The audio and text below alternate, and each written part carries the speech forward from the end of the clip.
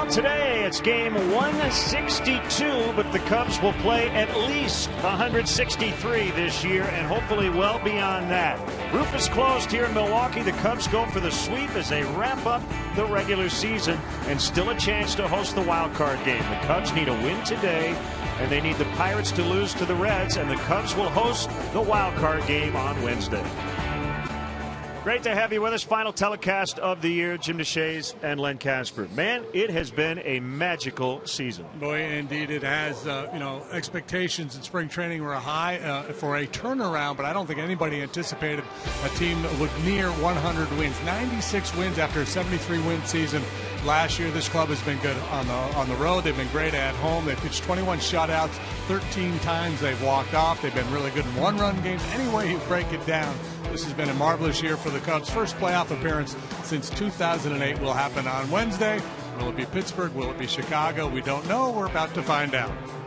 And with a season like this, usually comes a lot of individual awards. Joe Maddon has won the Manager of the Year twice. We think Chris Bryant's a shoe-in for Rookie of the Year, and Jake Arrieta could win the Cy Young. Yeah, I like Arrieta's chances for the Cy Young. I think Anthony Rizzo will be a top 5 in the MVP. I think Jake Arrieta might be a top 5 in the MVP. And one other nugget I'd like to throw in there, too. I don't think you can give a comeback Player of the Year award for a guy for his work during one season, but the turnaround of Starlin Castro here the last month or so has been absolutely remarkable. When we come back, we're going to focus on the pitching. It has been outstanding. The starters going through one of the best stretches we've ever seen, and it's not just Jake Arrieta. Dan Herron will take the ball today. Cubs and Brewers coming up. More on the pitching next.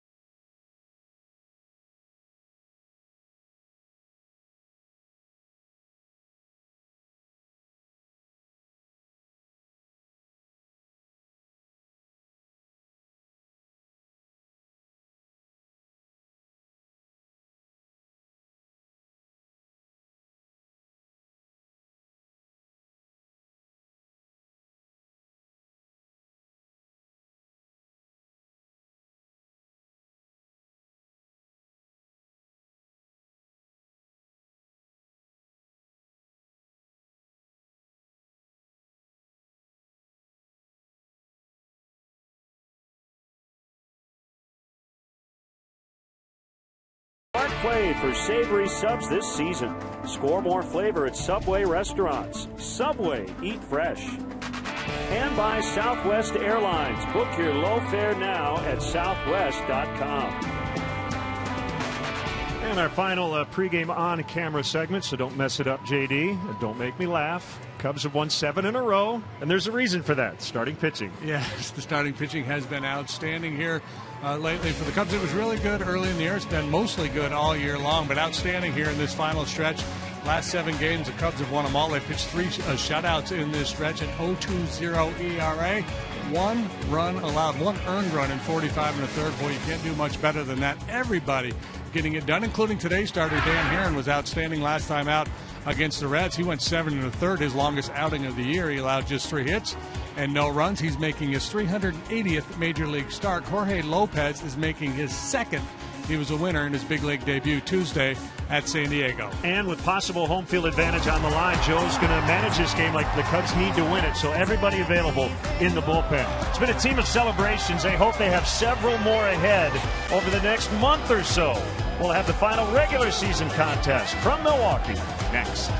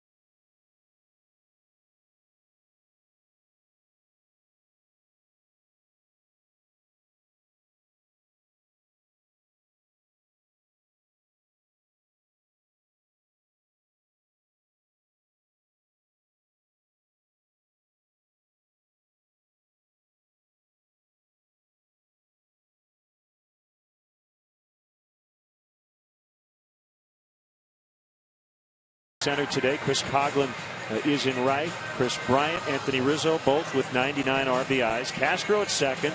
Chris DeNorfie is in left. So 3 Chris's today. Yeah, Miguel Montero, Addison Russell, and Dan Herron rounded out. Brewers afield. Hey, there's another Chris. A different one with a K. Chris Davis, he's in left. Domingo Santana has had some issues in the outfield. He's in center. Shane Peterson plays right. Perez, Segura, Jeanette Lind, third to first. Martin Maldonado will do the catching. And Jorge Lopez will pitch for the Brewers here this afternoon. These are his numbers at AA Biloxi, where he was the Southern League Pitcher of the Year. He's also the Brewers Minor League Pitcher of the Year. 12-5 down there with a 2.26 ERA in 24 starts. Held opposing batters to a 2.05 batting average. He goes fastball, changeup, and a curveball. A good changeup, which makes him good against lefties, and that's what Len was referring to, that reverse split. A good changeup and a running fastball away from lefties. So Joe likes a right-handed lineup against this young right-hander. We'll see how it plays out. Angel Hernandez, the veteran umpire, will work the plate. Chris Conroy is at first. Ted Barrett, the crew chief, at second. Adam Hammery is over at third. If nothing were riding on this game, Joe would have gone with kind of the last day of spring training thing. Everybody gets 2 at-bats. We see a lot of moving parts. but he's playing it, quote, straight up, because if the Cubs win and the Pirates lose, the Cubs host the wild card game on Wednesday. Yeah, and Joe has said on a number of occasions it doesn't mean a whole lot to him. He thinks his club is ready to go regardless of where the game is, but he thinks obviously there's a lot of value there for Cub fans to play that game at Wrigley Field. 95 and a strike from Lopez to Austin Jackson. Again, Lopez making just his second major league start. He's from Puerto Rico, second-round pick of the Brewers in 2011. Kind of took a big jump forward with his performance in the Southern League this year, and a lot of it was due to a jump in velocity.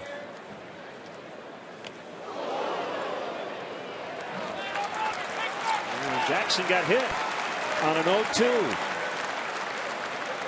Lopez had, throughout his minor league career, and he hasn't been pitching all that long. Kind of an 89 to 92 guy, but as you see now he's going 94, 95. Good life on that heater, but it looked like it just brushed the wrist of the hand of Jackson. Lopez tall, 6'3", kind of has some loose actions, a lot of moving parts. He was a great volleyball player growing up in Puerto Rico. Here's Chris Coghlan, and he takes ball one. Chris had 3 hits last night, including a double and a triple. And they wonder, well, wait a minute. You just talked about reverse splits, but Coghlan's in there. They believe he can handle the kind of stuff Lopez features. Yeah, Coghlan goes the other way quite well, so he stays back on the changeup and he hits the running fastball the other way. That's kind of his thing. And, you see the Brewers are deployed with that in mind. The left fielder Davis is cheating toward the line on Coghlan. There's the 1-0 swing and a miss. So aside from the makeup doubleheader in Atlanta, the Cardinals and the Braves, they're already underway and late in game 1. Everything else essentially starting at the same time. Try to create a little more drama here on the final day of the season and maybe keep a manager from pulling his pitcher early or what have you. And by the way, Shelby Miller shutting out the Cardinals today through 8 innings. They lead 6-0. So he may finish the season with a win. Wouldn't that be something? Yeah, that would be good for Shelby Miller. Kyle Hendricks did the pitching equivalent of going 5 for 7 over his final 2 games. To go from 297 to 301. His ERA went from 4.23 down to 3.95 over his last 2 starts. And any pitcher would tell you that is huge. Yeah, anytime you can dip below that next round number. Well, his last 3 starts, he's really thrown the ball well. A bunch of strikeouts. Not walking people. By the way, Miller kind of in a stretch of 24 consecutive winless starts. Jackson on the move. That ball got away from Maldonado. Austin will get a steal out of it. And it's 3-2 on Coghlan. Steal number 17 on the year for Jackson.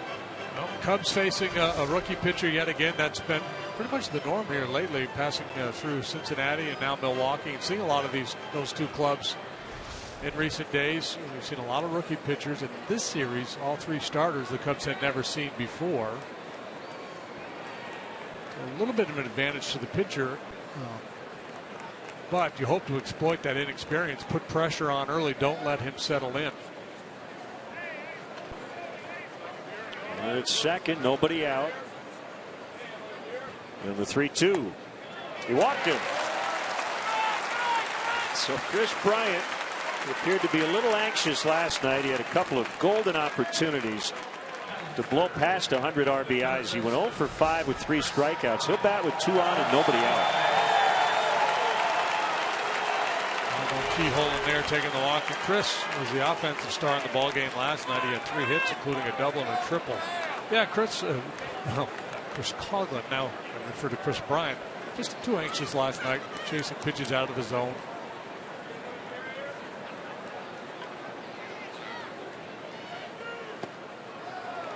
Ball one.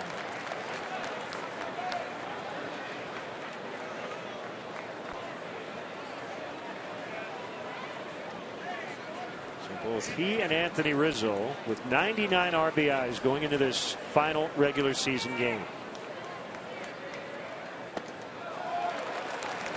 Will win the Major League Rookie RBI crown by a wide margin, 23 ahead of the field going into today, and 1 home run ahead of Jock Peterson for the home run title.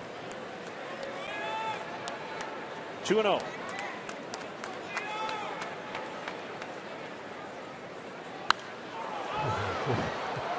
It was a bold fastball there. 94 challenged him, and Bryant just a little bit behind it.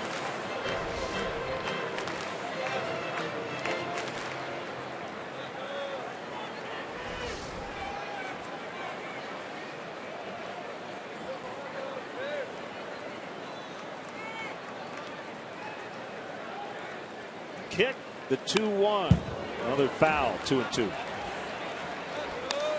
This is where Chris has been susceptible to the changeup, but you mentioned Lopez has a good one. Yeah, and I don't know how, if he throws it a lot to right-handed hitters, and that's probably part of the reason why Joe went with his right-handed heavy lineup. That's the changeup down and away for a right-handed pitcher to a right-handed hitter is a tough pitch to master.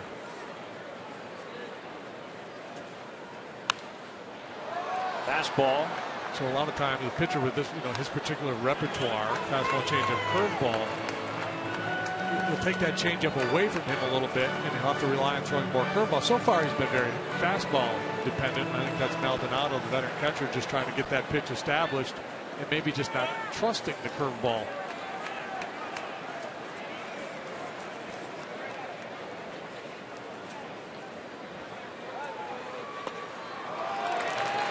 Changeup. It has good action. You can see just with the movement of that pitch where it'd be troublesome for a left-handed hitter who's sitting on a fastball. It's not that it can't be effective with a right-handed hitter, but anytime you have that pitch moving in, you run the risk of a hitter just dropping the head of the bat on it and hitting it a long way. Full count, 2 on, nobody out. Here it is. We'll do it again.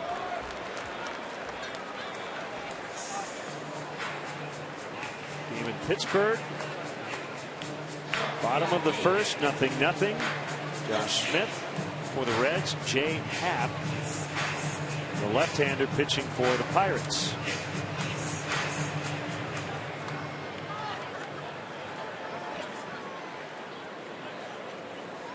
The modern-day Cubs have never finished a year with an 8-game winning streak. They're trying to accomplish that today.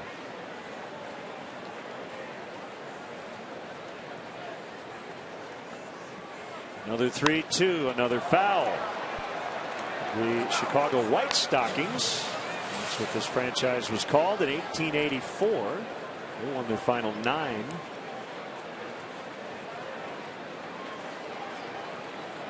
Oh, that club, man. Once they got on a roll, you had no chance. I think they were a wild card team that year.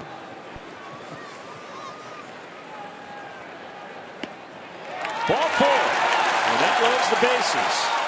Well, that's what Chris did not do last night. They stayed out of the zone against him, and he was too anxious and chased.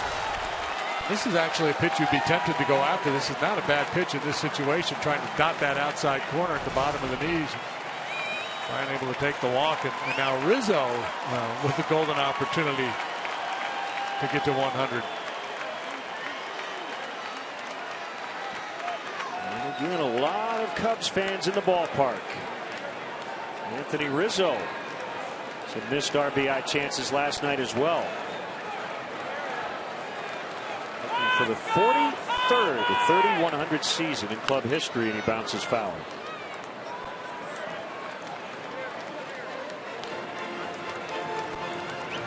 With the add of his homers, RBIs, walks, stolen bases, runs. Pretty impressive. 6th left-handed hitter ever to get to his numbers this year. 31 homers, 99 RBIs, 74 walks, 17 steals, 94 runs. Ruth did it twice, Bonds twice, Griffey, Walker, Abreu. By Walker, I assume you mean Larry and not Dixie?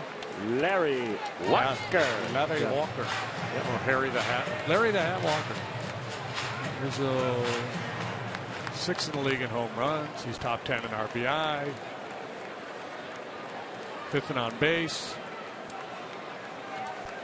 On and on and on we go.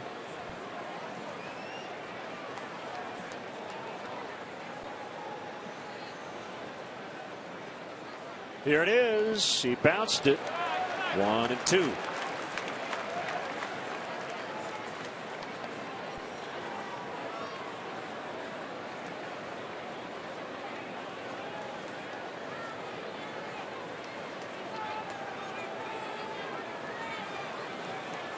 Is already talking to himself. He's in some trouble here.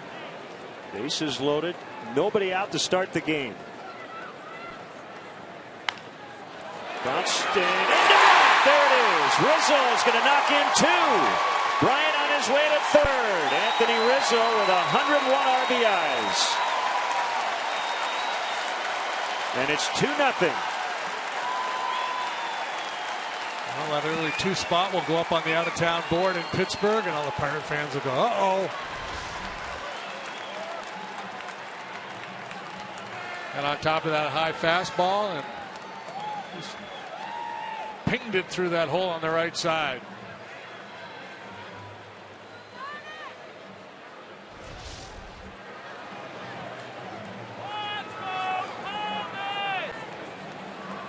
So it's been a good weekend for him in the RBI department. He has knocked in 5 in the series.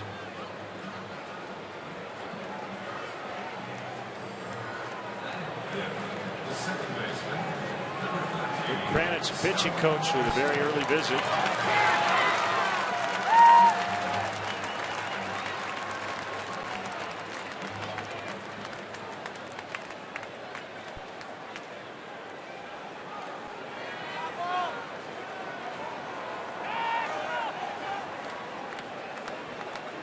Starlin Castro with runners at the corners.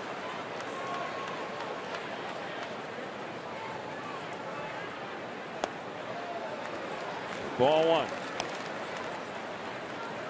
I like what you said in the open. You know, you can't really give the comeback player of the year award to a guy who struggled for 4 months of the season and then had a great final couple of months. But yeah, if you did, it would be him. Yeah, comeback player goes to, from 1 year to the next, but his turnaround's been really fun to watch.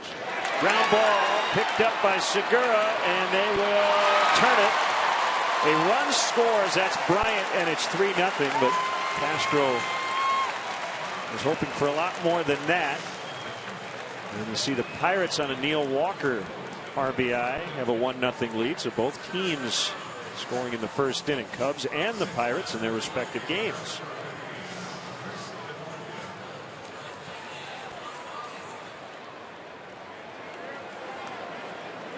Base is empty now for Chris Denorfia.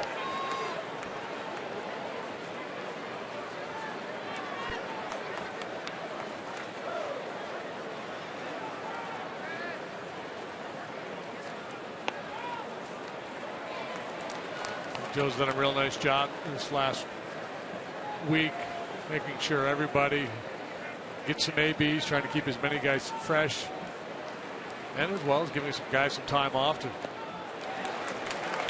rest a little bit heading into that wild card game.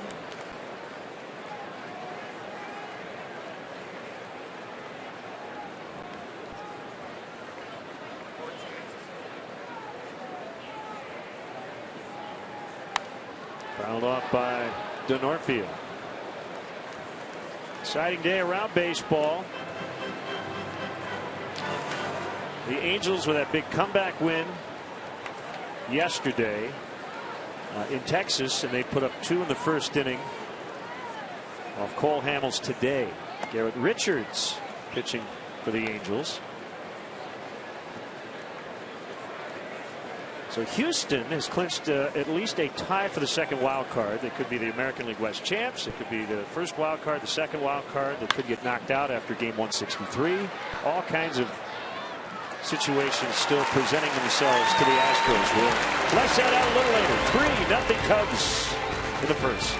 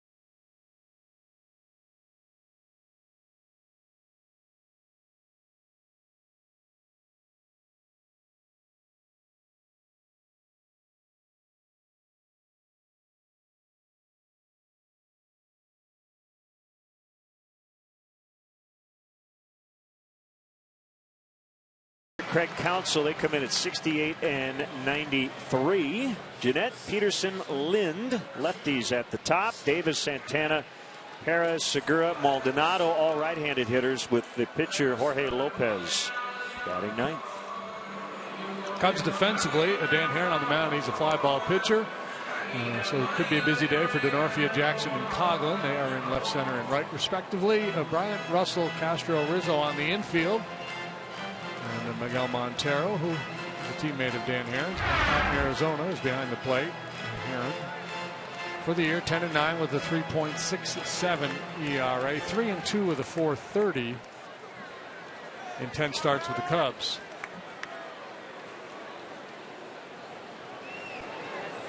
Here's Scooter Gennett. 7 for his last 10, leading off the first inning.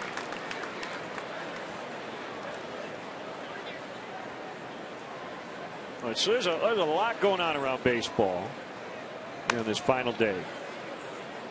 Not only the playoff races, you've got Bryce Harper, D. Gordon at a dead heat for the NL batting title. Softly hit on the ground. Castro makes the play. 1 out. Again, Houston is at Arizona. Astros win. They eliminate the Angels. Astros lose. Angels win. It's interesting out west and in the wild card. The Yankees still haven't clinched home field for the wild card game. They got swept in a doubleheader yesterday. The only thing we know is Mets Dodgers, right? Yeah, the Dodgers get home field against the Mets. Yeah, so yep. It's the only thing we know in terms of who's playing who and where. It's the wild card as it stands right now. The Astros would host the Yankees if they tie. They have the tiebreaker edge.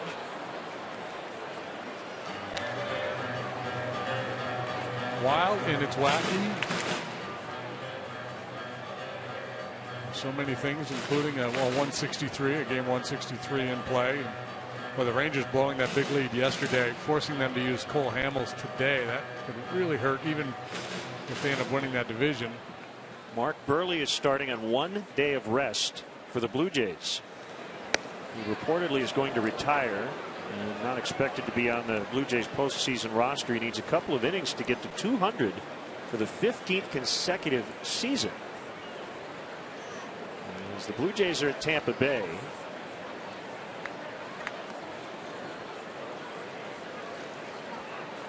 Kansas City has a 1-game lead over the Jays for home field throughout the postseason. The Jays own the tiebreaker. It sounds like Burley will go 2 innings and then he's out.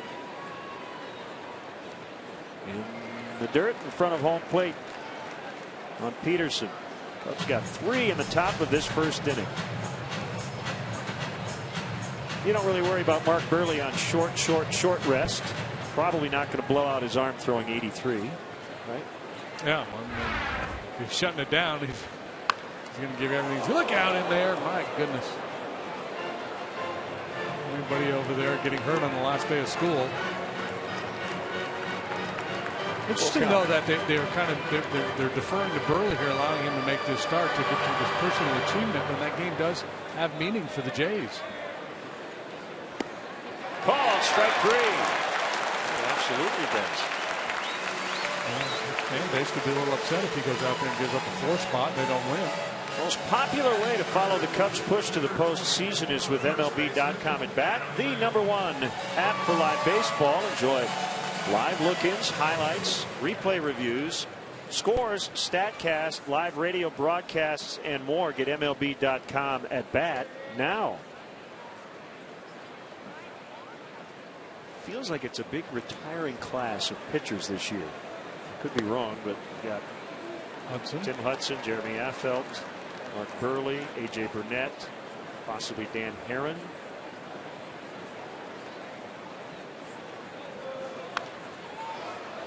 And pulls it foul, out of play.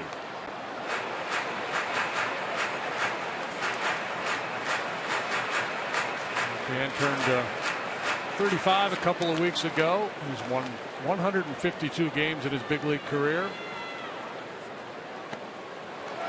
called strike 3. Herron goes 1, 2, 3. That shutdown frame right off the bat.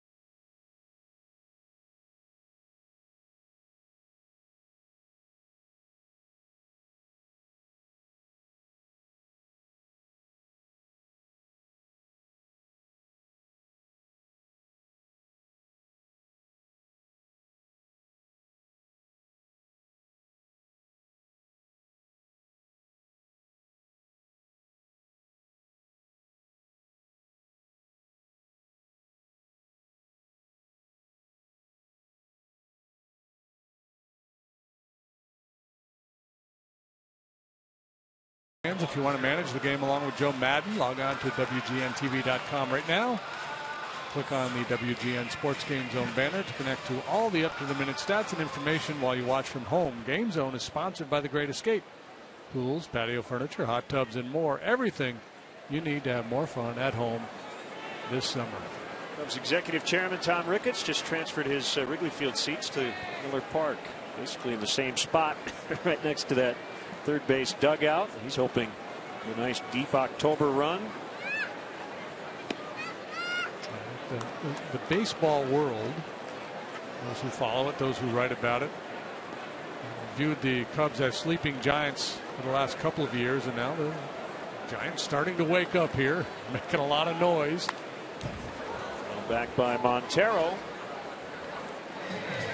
1 ball, 1 strike.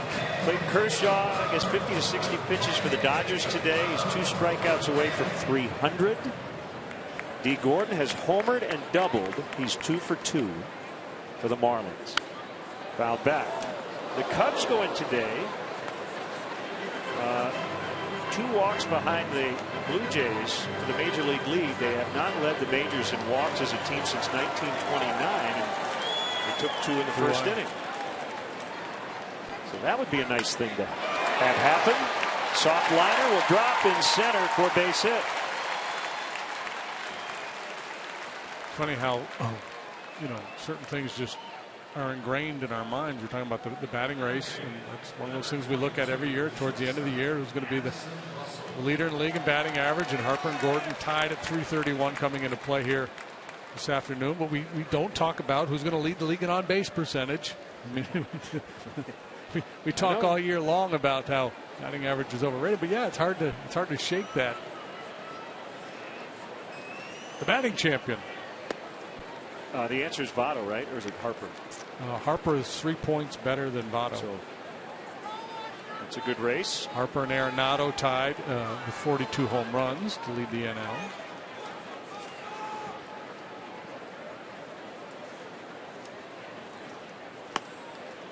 That's a strike. 0-2. There's your batting race, and again, it's 2 guys, and D. Gordon to a really good start today.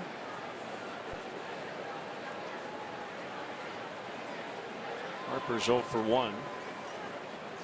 Swing and a miss. Russell. Is that strike 3? I think Addison was trying to make the case that he got a piece of it. Hernandez did not concur. He sent him back to his room. Anderson Russell will be a 21-year-old starting playoff shortstop.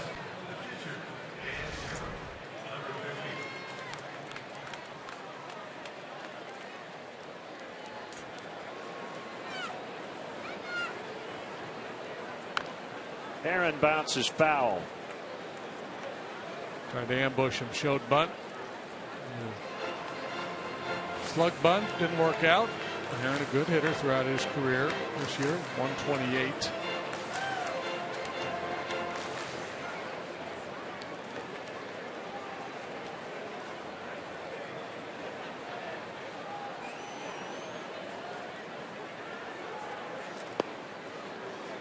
More D. Gordon note. Clark Spencer, who covers the Marlins for the Miami Herald, just tweeted out this great note. If D. Gordon wins the batting title and the stolen base title, he'll be the first National League player to do that since Jackie Robinson in 1949. Segura will just step on the bag, and that's a 6-3 double play, and that's the inning. Cubs 3, Brewers nothing early.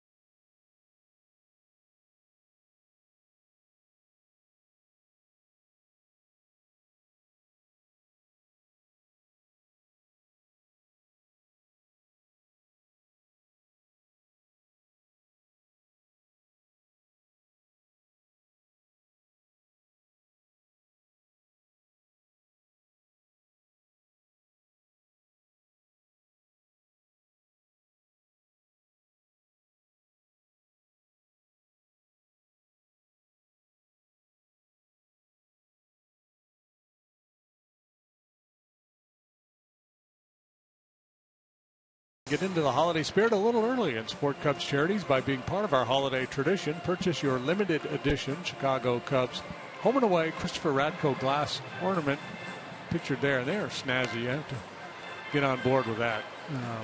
Ornaments cost $60. All proceeds will benefit Cubs charities. Visit Cubs.com/ornament for more information.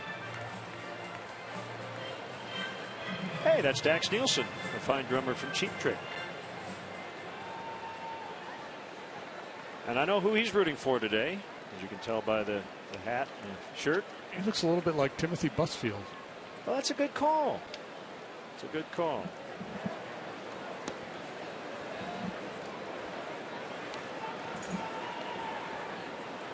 Three nothing Cubs. Brewers batting here in the second, and his phone's blowing up. You're on TV, Dax. Swing and a miss by Davis. Brewers fans this weekend must feel like the company that has come and just won't leave. You show up at your house and they're kind of hanging out, eating all your food, drinking your beer.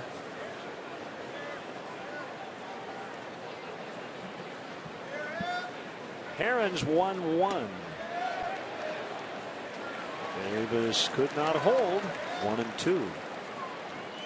And we sit around the kitchen table to play games. They win all the games. Man, I wish these people would leave. Well, he's got a Chicago hat on. He's like a Seahawks fan with the coat. But yeah, you can usually tell if you just plop somebody into Miller Park, Cubs and Brewers in September of any particular season, you know how good the Cubs have been, because if you see all the Cubs shirts and hats in this ballpark, you go, Cubs have had a really good year. And if you don't, you go, it's probably been a tough one. Having said that, you know, the Brewers have continued to draw really well. Yeah, that's why I think, you know, after they collapsed late last year, got off to a slow start this year. So I think that it's going to be interesting to see how they draw next year, as they've kind of gone into this reset mode. So they're over 2.5 million again, as Jackson's got a beat on it. 1 out. For their 9th consecutive year, they've gone over 2.5 million in attendance. Cubs fans, make sure you check out Len and JD's baseball blog at WGNTV.com. Sponsored by Jeff Vukovich. Thanks to Jeff for all of his support this year. And he's your nationwide insurance agent, serving the area for 37, soon to be 38 years. To join the nation, contact Jeff at jeffvuk.com. Nationwide is on your side. Domingo Santana looks at ball one. They had a note, top of the Brewers game notes today. Pitchers and catchers report on February 19th, 2016. Opening day here, exactly 6 months to the day from now. And with a 1-1. And it's outside. When you're on a team that's not going to the postseason, there's always a sense of melancholy on the final day of the year that it's come to an end. Obviously, if you've got more baseball to play, you have a little different point of view. I was talking to the elevator operator when we were in Cincinnati the other day, and they're going to finish in last place for the first time in 32 years. And he said, well, the next time we get together, it'll be a packed house and we'll be tied for first.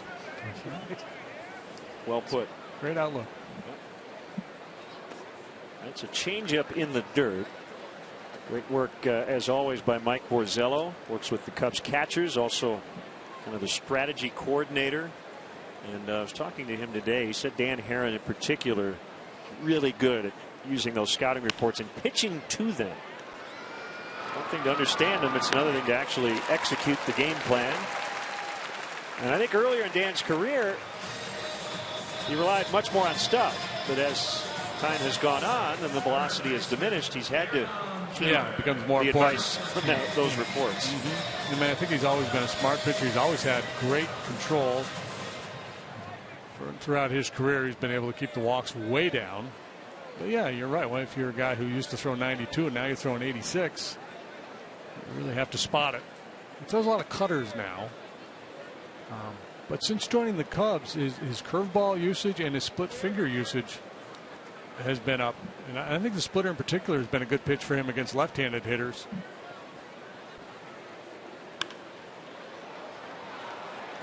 Perez pops it up, shallow right center. Who wants it? Coghlan. Well, a lot of great moments this year. Some people think this might have been the turning point. July 27th, Chris Bryant game-ending homer against the Rockies. It came just after they were swept by the Phillies. What a moment. 3-0 Cubs after 2.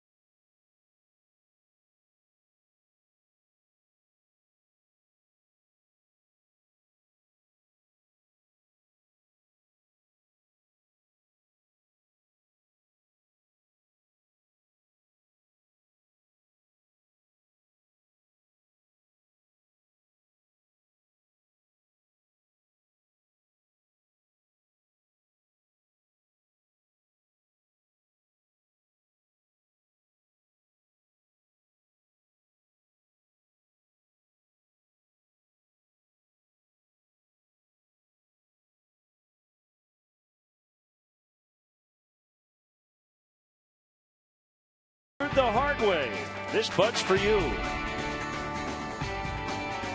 You know how you got like on your iPhone or whatever? We don't have alarm clocks anymore. We've got the little.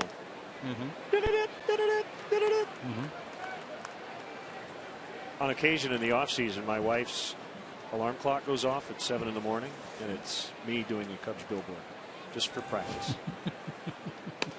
Cubs baseball brought to you by. And she hits the snooze button. Fans, if you'd like to manage along with Joe Madden. There's Bob Uecker. At least his statue in the back row. As Jackson stays hot. Last 5 games, and he's been on twice today. Hit by a pitch in that single. 5 for 11, 2 doubles, a homer, 8 knocked in.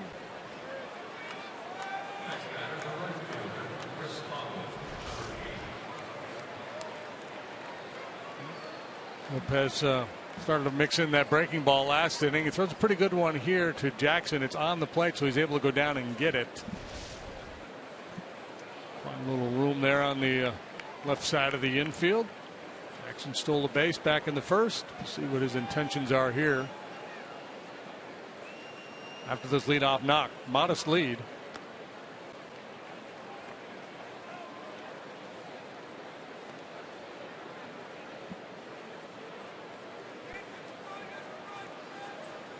Jorge Lopez is from Puerto Rico. He went to Caguas Military Academy.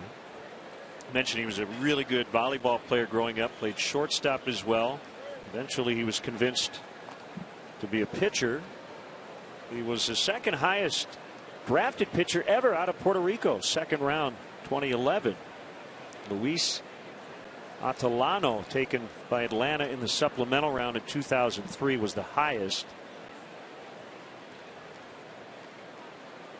Well decorated this year.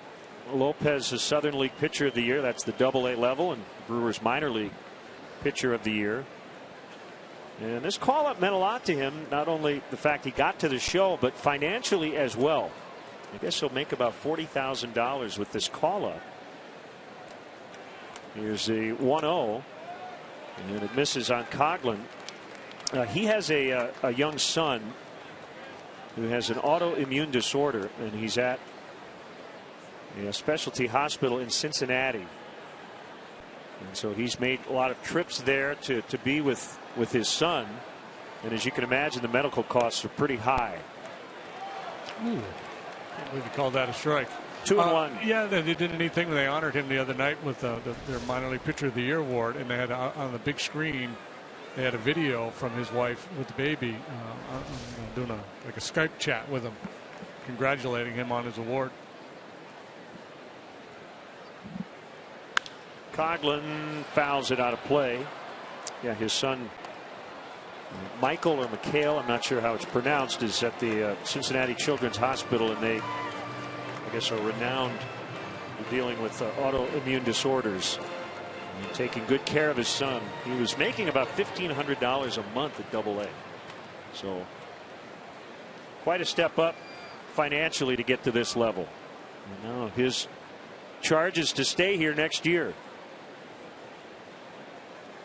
Well, there's great incentive to stay here next year, and I don't know how much of a chance he'll have to make the ball club out of spring training. I would assume he'd have a shot, depending on how busy they are this winter, because their AAA club is in Colorado Springs, and nobody really wants to pitch there.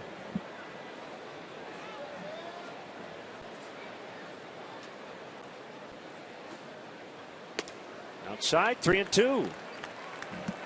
Well, this was a combo that started that 3-run rally in the first. Hit by pitch for Jackson. Coghlan then walked. Bryant walked. Rizzo picked up a couple of RBIs to get over 100 on the year. And it was 3-0 before Dan Herron even threw a pitch. Jackson runs. Coghlan strikes out. The throw is going to get him. So this time they both make outs.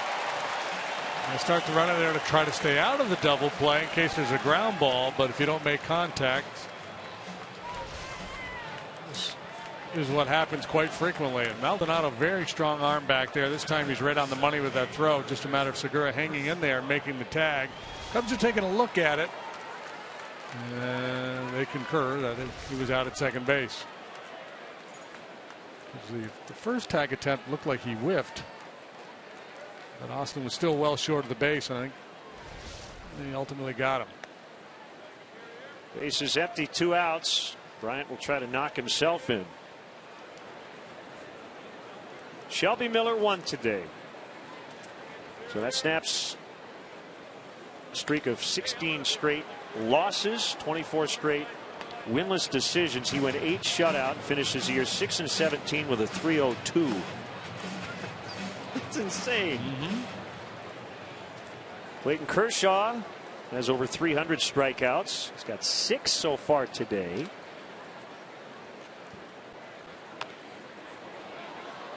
And that will be foul. Mark Burley only got 2 outs.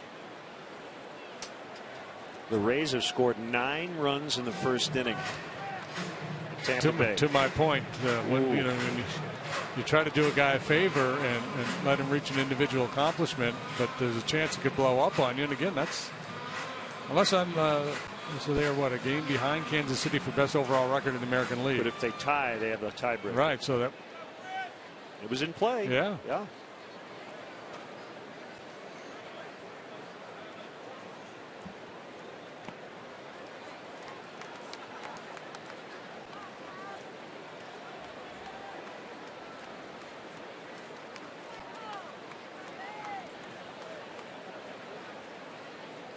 I mean, small sample size city, but that'll probably keep a manager from ever letting a starting pitcher in any situation ever pitch on 1-day rest. Go, remember the Burley game in 2015? Well, that's too bad for Mark. So right now Rizzo, 3rd in the league with his 101 knocked in.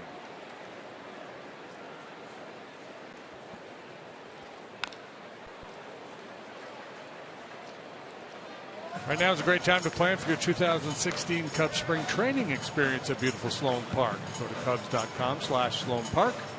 Place a deposit on season tickets and secure the best seats available. Individual spring training tickets will go on sale in January. Be sure to visit Cubs.com/Sloan Park, and there you'll find the latest updates.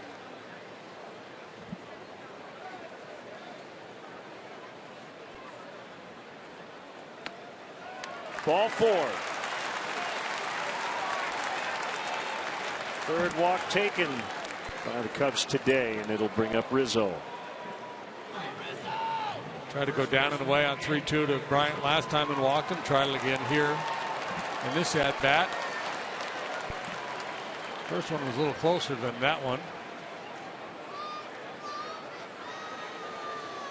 Shout out today to Linda, Deb, Brenda, and Russ at the Eden Supportive Living Center, North Aurora, Illinois, watching.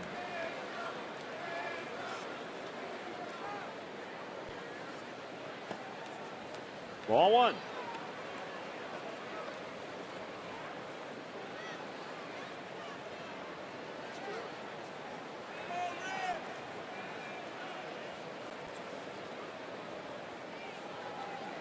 The NL Central will have the top 3 teams in terms of winning percentage in all of baseball.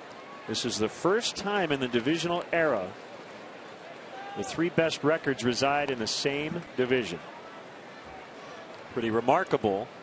And just a few years ago, the Cubs would have been playing today needing help just to get in, because we only had 1 wild card. Could you imagine? Yeah, would have been a big hang with them.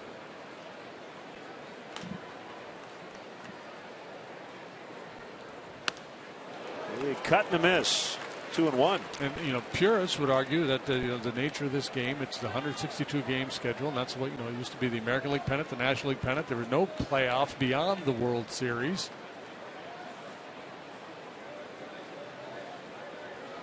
So far more exciting now. Attendance is up. More teams are in the mix late in the year.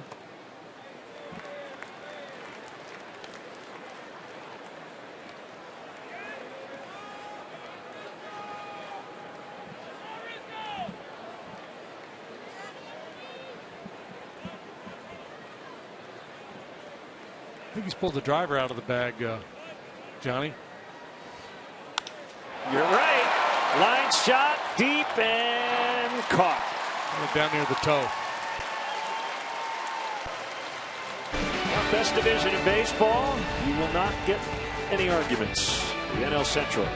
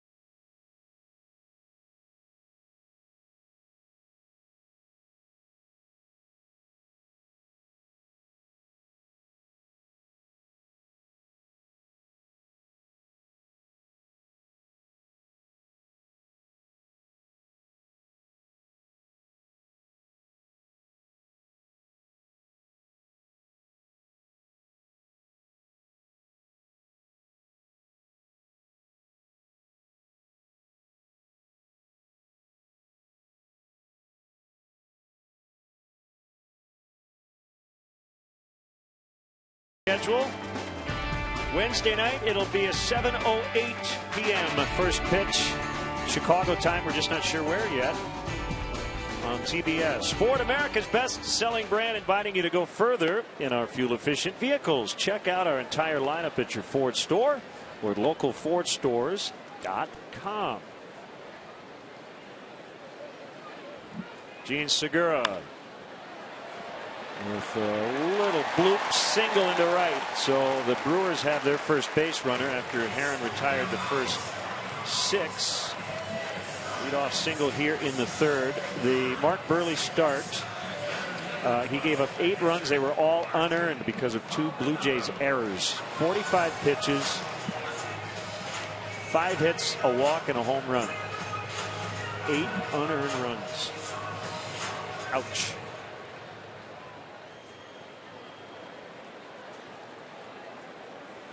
Of course, the crazy thing is you wouldn't be stunned if the Blue Jays came back and won the game.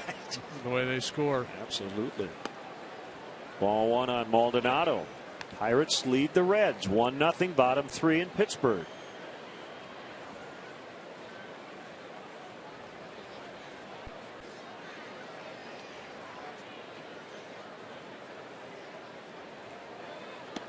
See, I think the Cubs playing the Pirates Wednesday really fits into Joe Madden's philosophy of less is more. Because you've seen them 19 times already, if it had been a team out of the East or the West, I think there would be more emphasis on the scouting reports. But these two teams know each other inside and out. And while the advanced scouts and the stat guys in the office are going to make sure and double check everything that they had going in. But I do think the players are kind of being told less is more right now, right? You don't want to overload them. Yeah, I don't think you put a whole lot on the guys' plates other than just go out and play. I mean, there's going to be information available to Joe and his staff that they're going to look at, and they're going to, maybe manage the game a certain way based on that. When you sit on teams for a long period of time, we've had a lot of conversations with a couple of Pirate advanced scouts that have been on the Cubs for a long time now. You're just looking for little nuances. Ball's going to stay fair as Lopez is tagged out. Segura will move to second.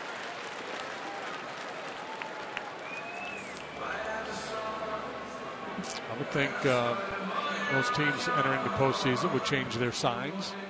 I'm the third base coach. I want to change that up a little bit. Teams have been on you for a long time.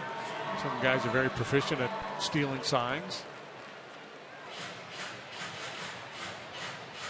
So runner at second, 2 outs. Here's Jeanette. And whichever team wins, that team's fans is going to be over the moon. Whatever team loses, that team's fans is going to be heartbroken. But just understand the random nature of one game. You can sit here and lay out all the numbers. You've got Jake Arrieta on the mound, which would seem to neutralize possible home field advantage for the Pirates if the Cubs go to Pittsburgh. Garrett Cole is really good as well. You look at that matchup and you say it kind of feels like a 2-1, 1-0 game, but it could end up being 7-6. Yeah. It could be 10-1. Yeah. There's a lot of variance. Yeah. You know, I think if you want to look at it from the point of view of an odds maker, I think regardless of where the game's played, I think the Cubs are a slight favorite because of Arrieta. I would agree. But again, it's slight. And I think there are some people, because Arrieta's been so good, go, oh, this is a slam dunk win for the Cubs. And it's just, that's one, not the nature of baseball, and two, it's not the nature of two really good teams playing and both teams running out an outstanding starting pitcher.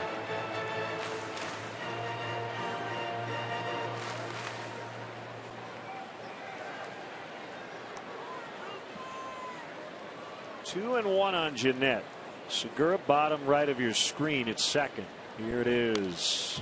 2-2. I love your point. You know, a week ago tonight, Arrieta pitched against the Pirates, and you could have made the case, well, maybe not have him start against a team he's going to see in about 10 days. He was so good, though. Your point was it may have tipped the scales the other way, and the Pirates going, oh, get a little deeper into their heads. 0.75 ERA. The best in baseball for any pitcher against any opponent. Minimum 30 innings pitched this year. But Garrett Cole is 7-1 with a 2.88 lifetime against the Cubs.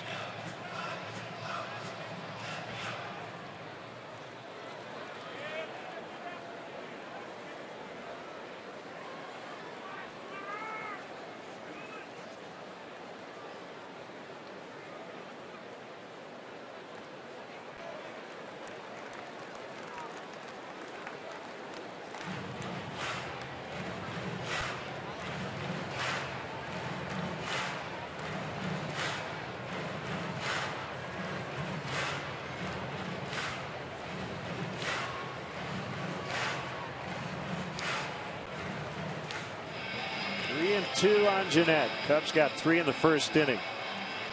Just another Cubs starter putting up zeros here early. Cubs have set a National League record for strikeouts. That's pitching, and I should say pitching has set a National League record. The Cubs offense will lead the majors in strikeouts.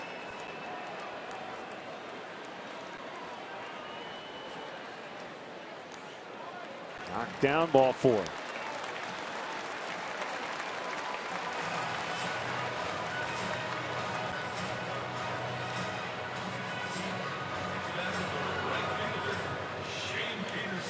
Shane Peterson with 2 on.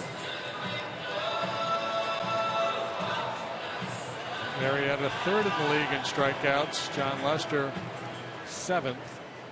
Kyle Hendricks' strikeout rate way up this year over last.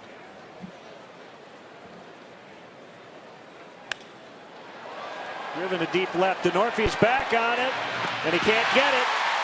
And it bounces out of play, and that'll actually help the Cubs. In that, while Segura scores, they're going to have to bring Jeanette back to third. Automatic double.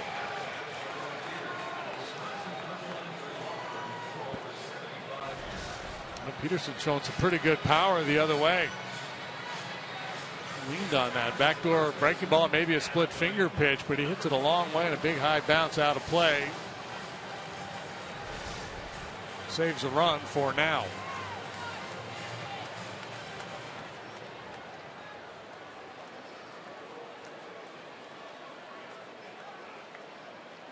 I mentioned it earlier this year. We've seen more strikeouts than anybody in baseball as the Cubs hitters and pitchers lead the majors. Cubs hitters setting a team record. Pitchers set a National League record.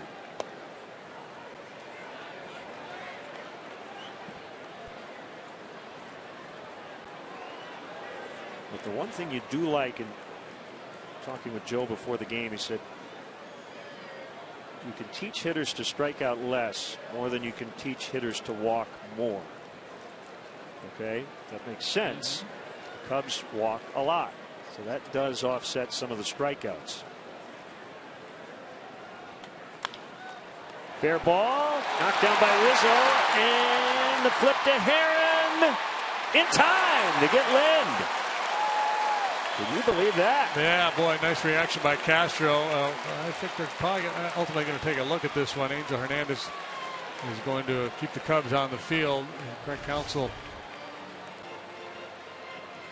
is going to take a look at the video.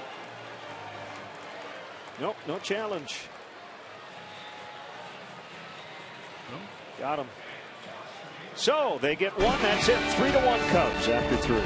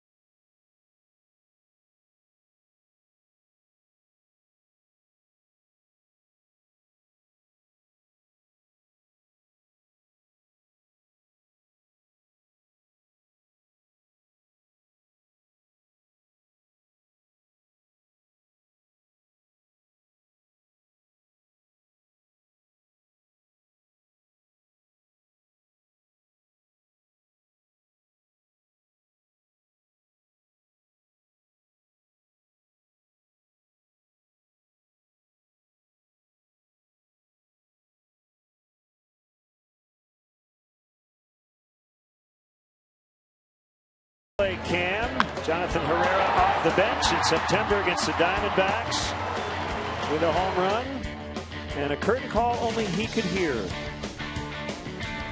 Mazda, conviction, creativity, courage. This is the Mazda way, and this is kind of the Cubs way. Just having fun. Yeah, he's a fun guy. We haven't seen a whole lot of him. He's still on the club, in case you were wondering. Now he's not been redshirted. Just hasn't seen the field a whole lot here lately, but he's had a nice year. He's helped out. When he made the club out of spring training, he probably could have gotten a pretty good odds that he wouldn't be here all year long, but he has.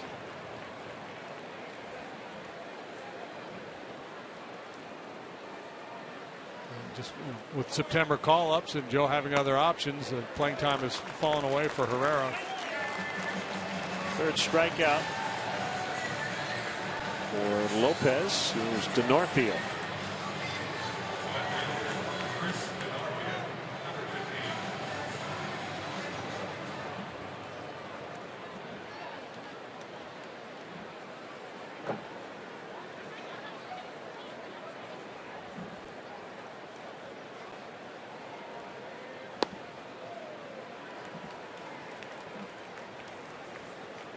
One strike on DeNorfield.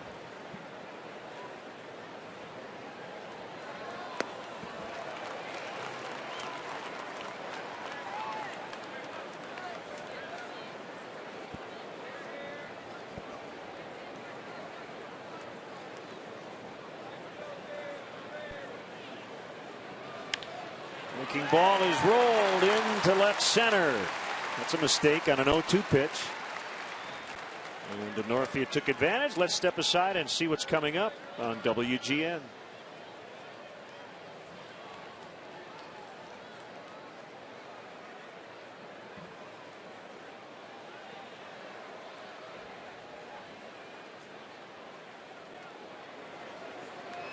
Final telecast, final game of the regular season. Cubs will continue on in the wild card game Wednesday. Site still to be determined. Cubs lead 3-1 here in the fourth. The Pirates have a 1-0 lead in the top of the fourth at home against Cincinnati. The Cubs need the Pirates to lose, combined with a Cubs win to get home field.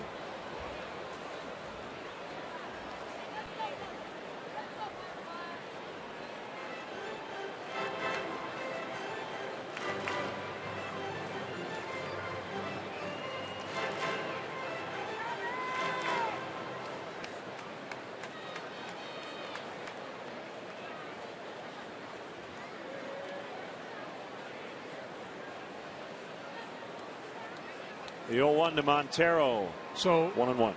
If you're coming from the wild card, if you're a wild card team, to win the World Series, you have to go 12-8 minimum, right? Sounds easy. But if you have to start out 1-0, that's the key. You got to win that wild card game. Yeah, you can't go 0-8 and win 12 in a row. Yeah.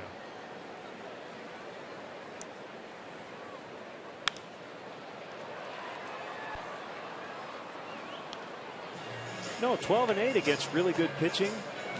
The best teams in each league. No, that doesn't sound that easy to me. No, it's not that easy, but it doesn't, you know, it's doable. Not like, yeah. It's not like, oh my goodness, that's just a tremendous mountain to climb.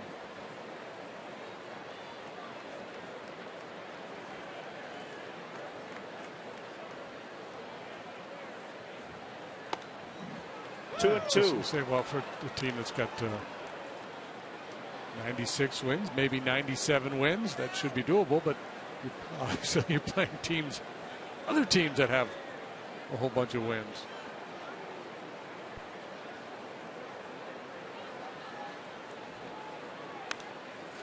Winner of the wild card game will open the series in St. Louis on Friday, the division series.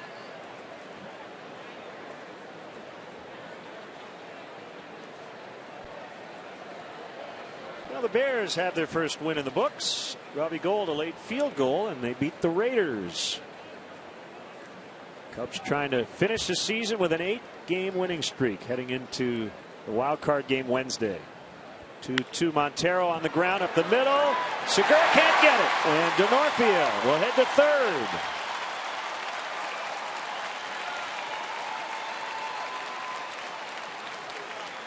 Back-to-back one-out singles. Denorfia got a curveball. Montero looked like he got a fastball that was down. Lopez has gotten a couple of ground ball double plays already.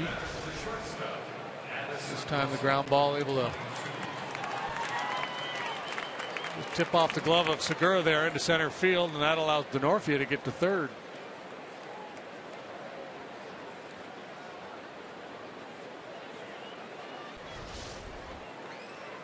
Might have been a changeup that Montero hit.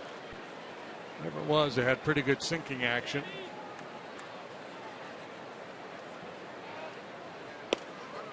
Russell shows bunt.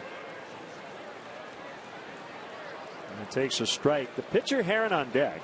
Cubs were out early doing some practice yesterday before the game. And Joe was talking about this very play, the safety squeeze. Now, if the safety squeeze was on there, Addison should have bunted that ball. You get a strike, you should bunt it. Maybe just looking at one.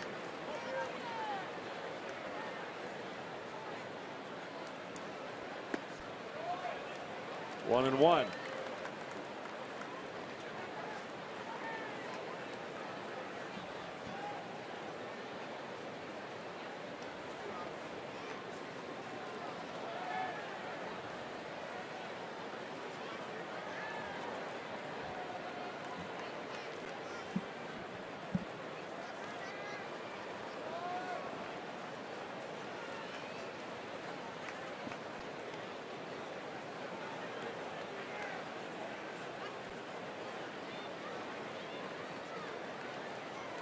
I think this is, I mean, obviously the safety squeeze with the pitcher on deck is not a bad play. But I think this is mostly basically practice right now that Joe's got this play on at this stage of the ball game.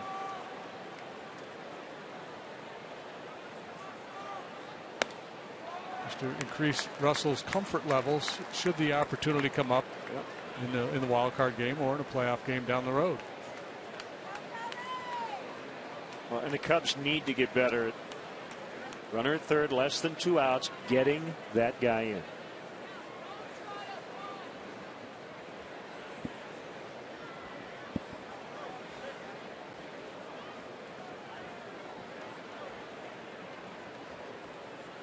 Well, if he hasn't bunting on 3-1, then you know it's definitely about practice.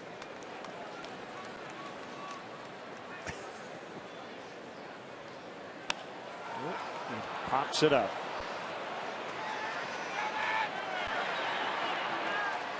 And Segura makes a catch.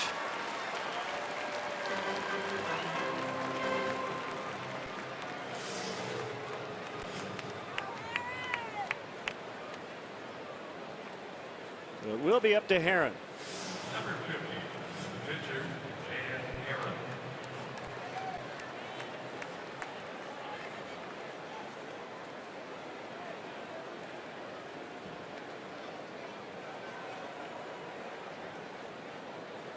Came in a career 201 hitter. I hope he's not in jeopardy of finishing his career in 199. I don't think so. Pitcher asked to come out of the game after 5 to sit on his career 200 average. Skip, you got to get me out of there. Let's see. That should be pretty easy math even for us. He is 83 for 412.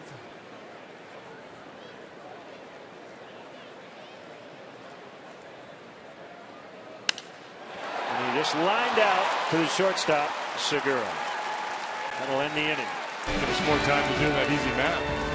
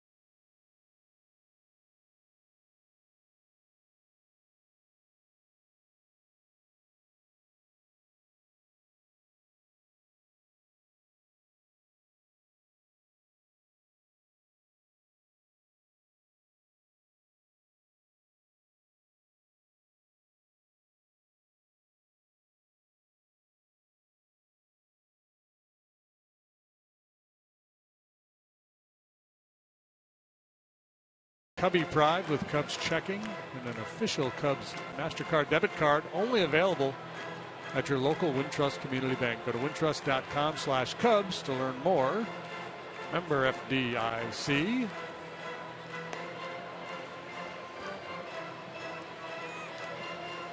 So 3-1 bottom of the fourth.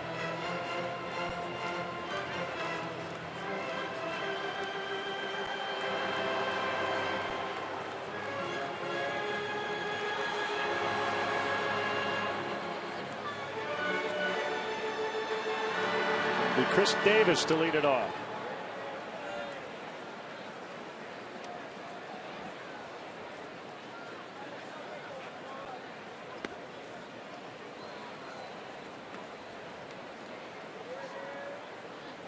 Bob ran the numbers, and Dan Herron is hitting a very solid 200. Right now at 200. Yeah. Okay. It's good to know. That's deep to left. DeNorfia on the move, and he will not get it. It'll one off the wall and stay in play. And it's a double for Davis. The Brewers made some noise in the third. Got on the board and threatening to tack another one on here with this leadoff double by Davis. Meanwhile, in Pittsburgh, Pedro Alvarez has homered for the Pirates.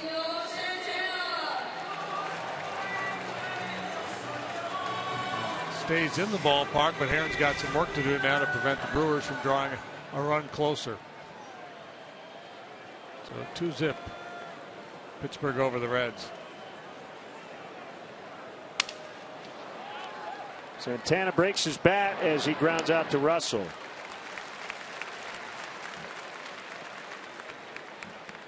Their Xfinity speed replay. Pedro Alvarez, just a tremendous power, and he got into that high fastball. Does he get River? Well, maybe bounces in to the Allegheny. Pirates up 2-0 now, bottom of the fourth.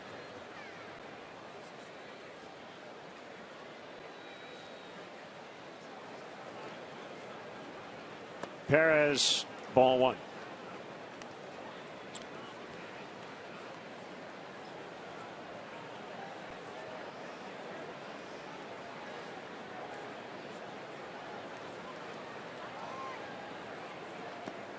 Make it ball two.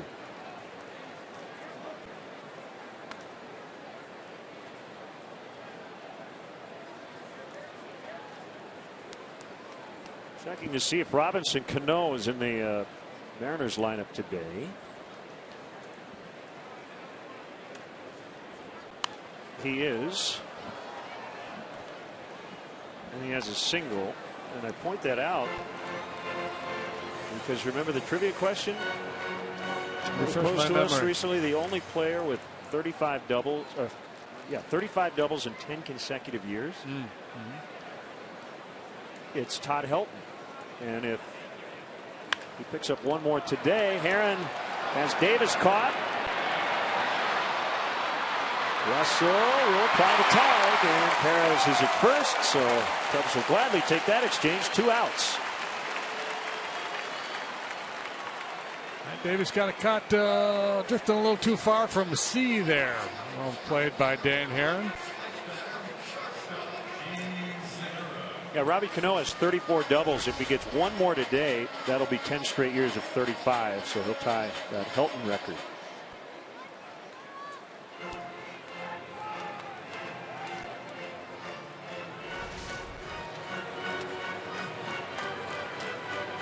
The base runners make that mistake a lot because you're taught the ball's in front of you, stay put. The ball's behind you, go ahead, but you got to make sure it clears the mound. Swing and a miss by Segura.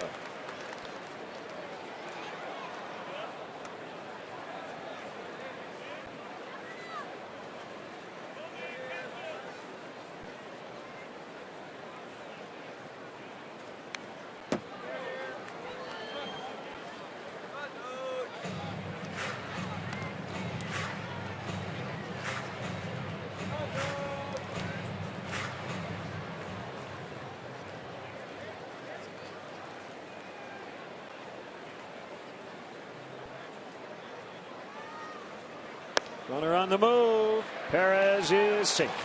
Just got in ahead of the tag by Castro.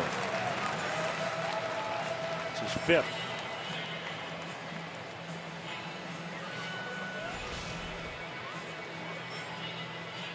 A real big lead, but a nice break.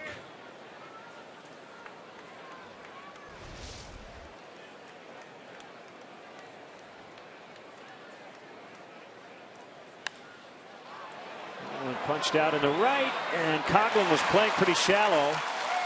So he makes the catch, and that'll end the inning.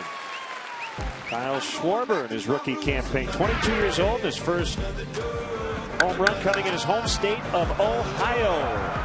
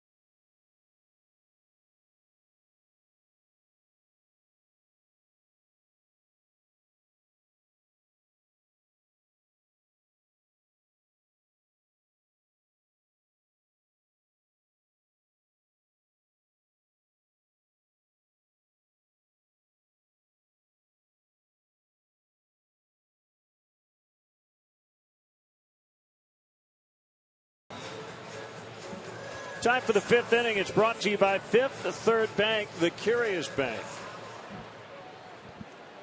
Glenn and JD and our WGN crew for the final time here in 2015. Cubs continuing on in the wild card and hopefully beyond that. Austin Jackson got jammed as he hits the first pitch in the air to center. Hauled in by Santana.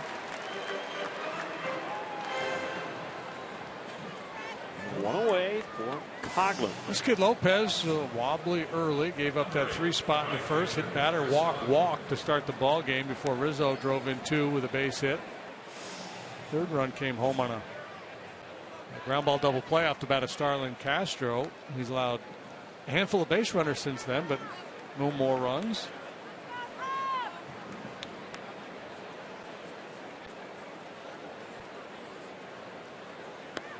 Mentioned he was an outstanding volleyball player growing up in Puerto Rico. That's a big deal. Volleyball in Puerto Rico. It's a big game.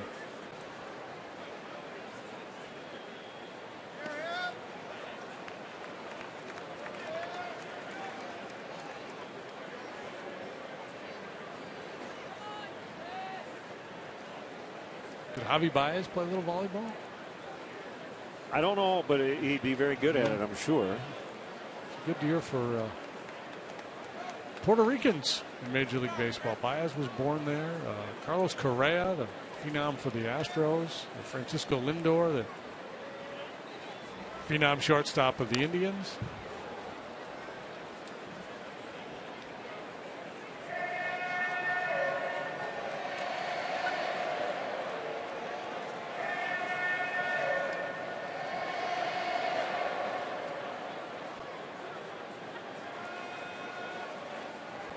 Ball, 2 strikes.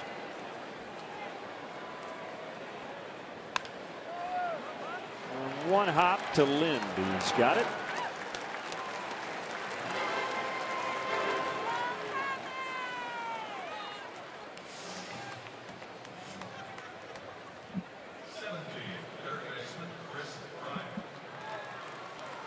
Bryant has come to the plate twice this afternoon. He's walked both times. Here he comes up. Base is empty, 2 outs, so Lopez should be more inclined to challenge him here.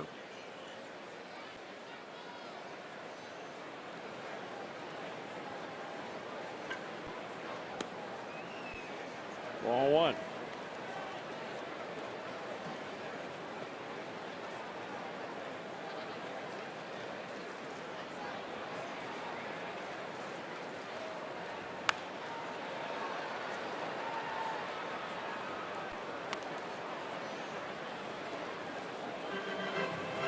Not getting his 100th RBI doesn't in any way would not diminish Chris Bryant's rookie campaign. I mean, I do think it would gnaw at him for a bit if he doesn't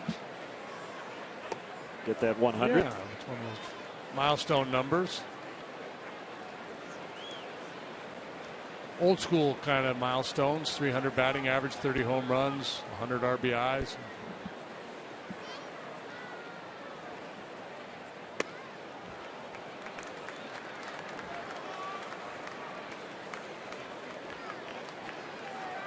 Because we have all those, baseball, we're a game of numbers. We talk about all these different factoids when you compare players across the years. And he's the only rookie since blah, blah, blah, blah, blah, to do this, that, and the other thing. And normally you're not going to throw 99 RBIs out there. You're going to throw 100.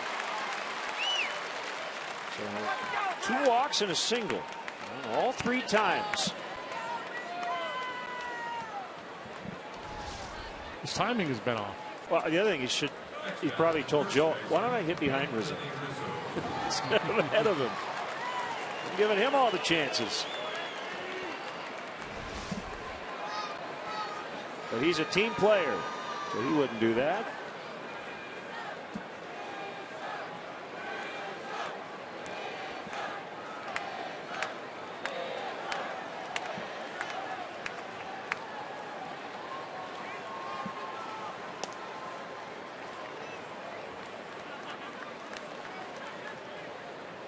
One ball, no strikes on Anthony. 2-run single to give the Cubs the lead in the first inning.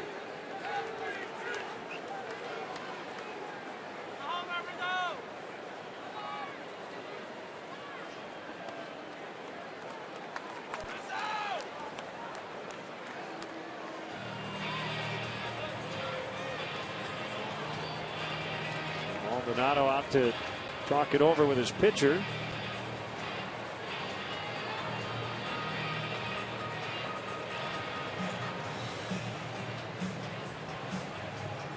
If his advice was just, hey, trust your stuff, just throw it in there, that's probably not the best advice at this stage of the game. 2-0 to Rizzo.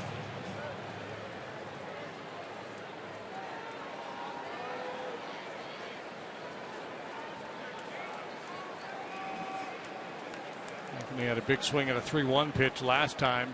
Just off the end of the bat a little bit, hit it pretty deep to right field. He had a pitch.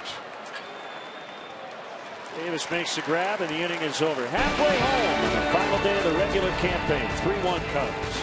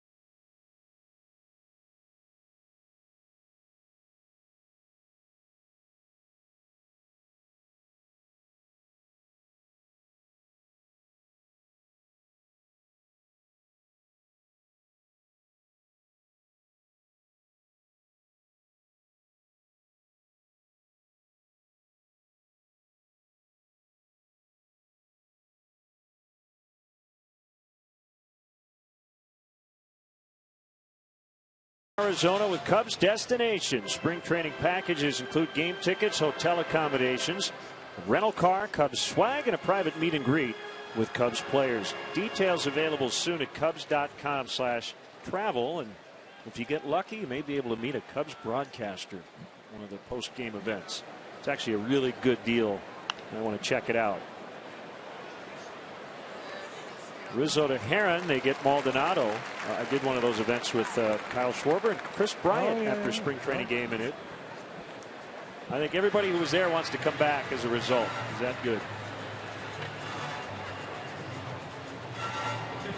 So, Kyle, tell us about your rookie year in the big leagues.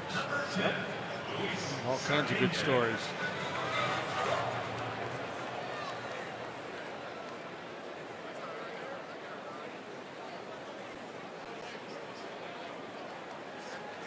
This is Luis Sardinas.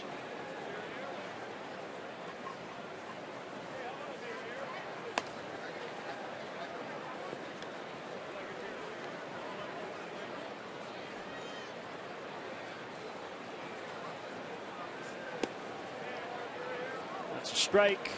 He's a switch hitter.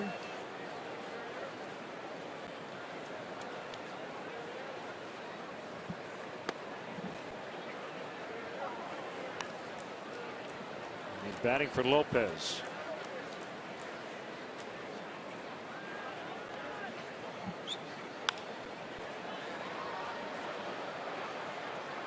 The other thing about this stretch for Cubs starters, they just haven't given up a lot of hard contact.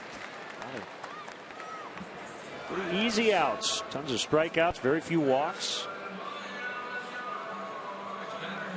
Travis Wood is up in the bullpen.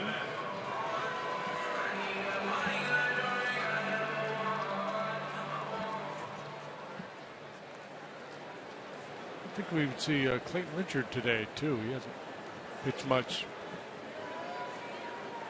Just once on the road trip, and it was a one-pitch outing. The ball in the air that should be an easy out, and it's Addison Russell. And Heron through 5, leading 3-1.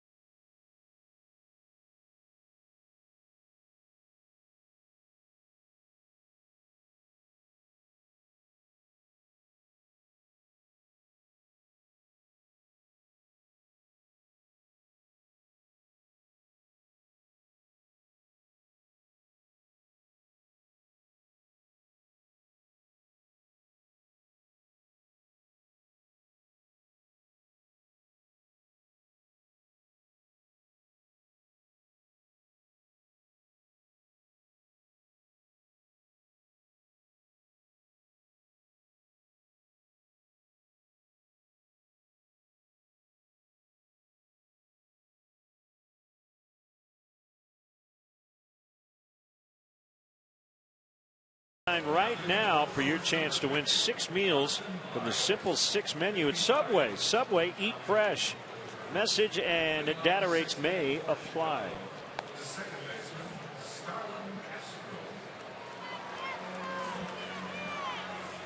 And Heron very good through his 5 innings.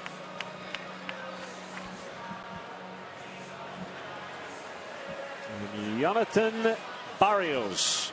Hey, when did he come in? Just now. He snuck in on us. Right-hander here in the 6th.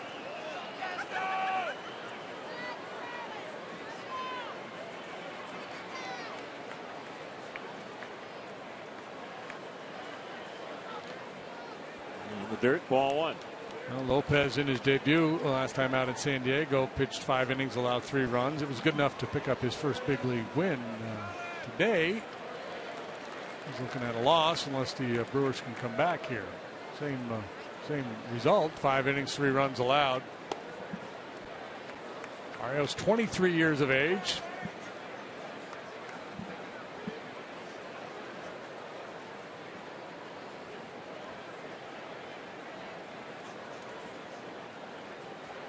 Hard thrower, and it looks like he likes his changeup as well. Pretty good sink there at 95. There's Clayton Richard.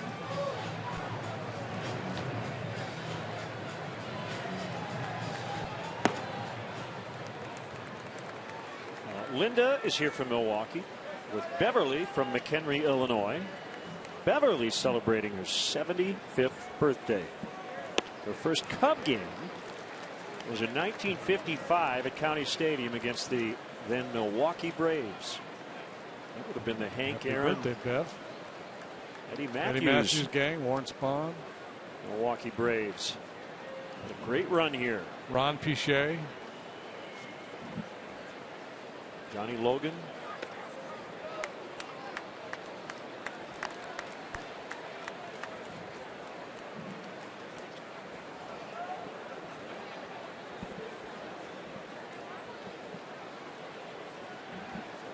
Del Crandall, Bobby Thompson, Bill Bruton, Joe Adcock.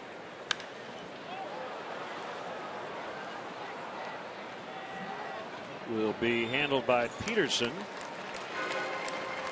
Ever tell you my Johnny Logan, Alan Ashby story? No. When Alan was playing with the Cleveland Indians, they were in town playing the Brewers that had an off day. And the day before, Johnny used to come around, hang around the ballpark. And he recruited Ash and a couple other guys. Hey, you want to go out and play a little golf? And they, sure, all right, I'll pick you up. And so he took him out for a golf outing and driving him back into town to the hotel. And all of a sudden he goes off and veers off. He brought him to this big banquet and had them speak at the banquet. He gave him no warning, didn't ask, just, I want to take you golfing. And buried the lead. Took him hostage and he brought him to like a Little League banquet. That's good. Johnny used to come to County Stadium and here to Miller Park for a long time. Always loved seeing him here.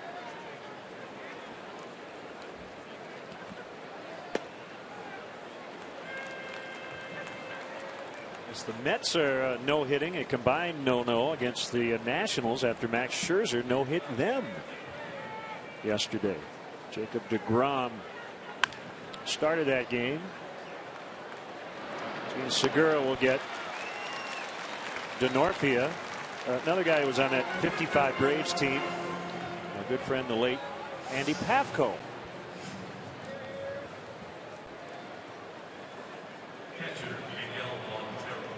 The Mets will go DeGrom, Syndergaard, Harvey in the division series. That's no fun for the hitter, regardless of the order. And that rotation, boy, if they stay healthy, they're going to be awfully tough for a number of years now, and it's always a big if.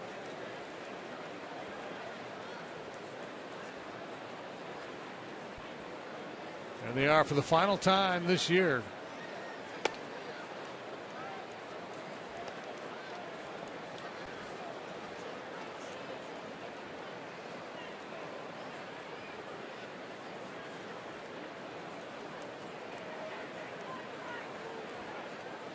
I suspect they're going to sell out for that race. They're going to go hard, right? Final race of the year. Yeah. Shoving and pushing and tripping each other. They could get ugly. Probably a lot of trash talk going on down there right now. Are you talking about the Nationals dugout? Well, and that's the other one. And nothing confirmed yet, but I was reading a report earlier today. Story, John Heyman maybe, I'm not sure, but it's made it sound like Matt Williams is toast. I thought I had read that he had said that he had not had any conversations with management about next year. So Montero Out into center, and it is Santana to end the inning. We go to the bottom of the 6th. It's the Cubs 3 and the Brewers 1.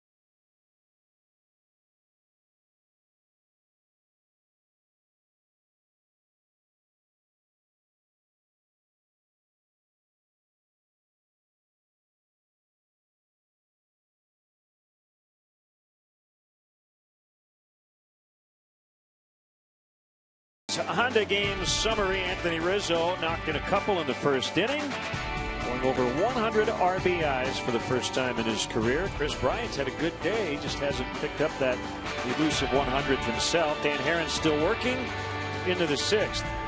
Honda Dream Garage sales event now at your Honda dealer.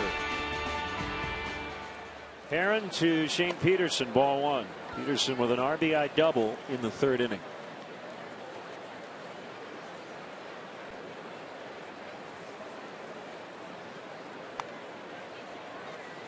One and one the count.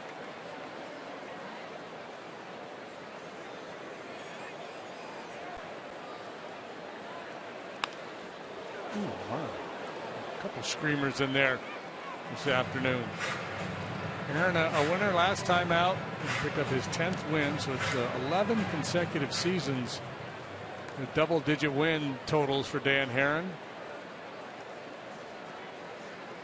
The hot dog won the sausage race, by the way, as Peterson called out on strikes for the 2nd time. Yeah, and as we expected, man, they're just very aggressive right from the get-go. Hot dog really pushing it hard. I'd like to see that kind of effort last day of the year. Not taking anything for granted. Pretty good chance he'll be back next year. Or she, I don't know.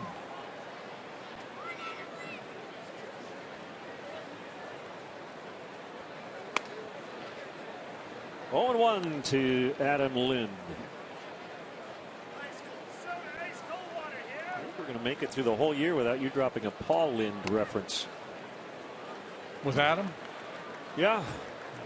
No, only when we use the Hollywood Squares. The grid, yeah, the pitch tracks grid. At the end of the bat, and easily in the air out into left center, and it's caught by Jackson.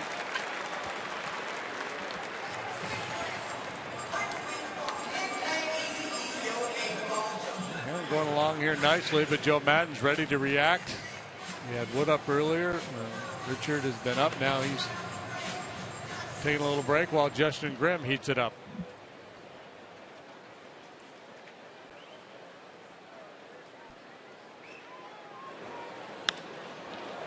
Another fly ball. This time a lot deeper. Jackson's got it to get Chris Davis. Well, Jake Arrieta, the first Cub 20-game winner since 2001. This was number 20 against Milwaukee. 3-1 Cubs after 6.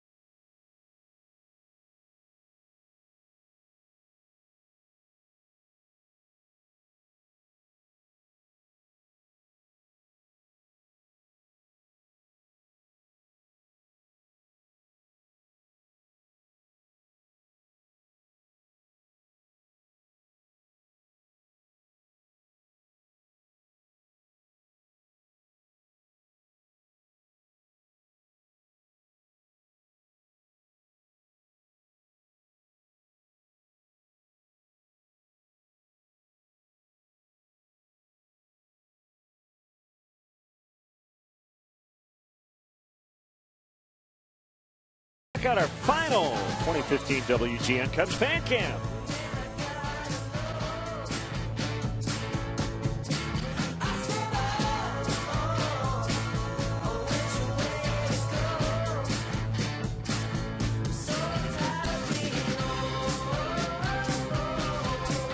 Michael Ralt with All Alone. It's catchy. I'm just tapping my toes. Jonathan Barrios to Addison Russell, and he fouls it off. Barrios acquired by the Brewers in the Ramos Ramirez trade with the Pirates. He's a former position player. Infielder, and then converted to the mound in 2013.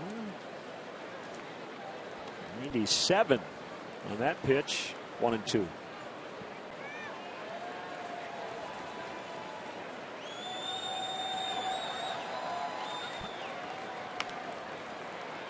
Tap right back to Barrios.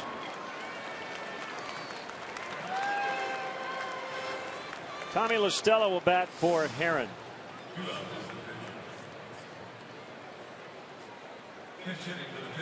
Hey, first timer. Meet my buddy JD. Well, what's going on, man? You're kidding me.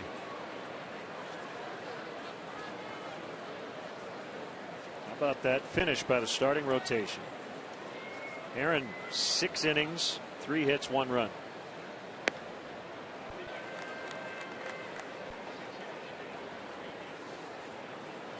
The other thing we should point out, it has not been proven, and we can find numerous examples of this, that momentum doesn't really carry into the playoffs. Now, the Cardinals have not scored since they clinched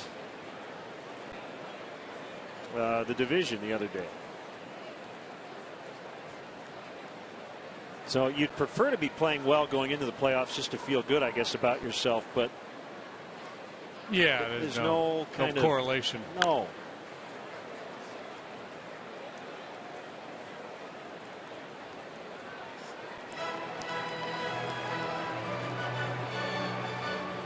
I mean, the Royals nearly played themselves out of the playoffs last year before they got there, right? They ended up in the wild card and then went on that big run.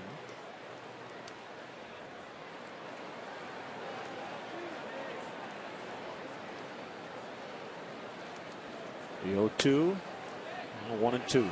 Yeah, and some people will try to make the case that teams that came from off the pace, so they're playing all these high stress games late in the season just to get there. So they're used to playing with a sense of urgency, and they're better prepared for the postseason because of that. There may be some truth to it, I don't have any evidence to support that.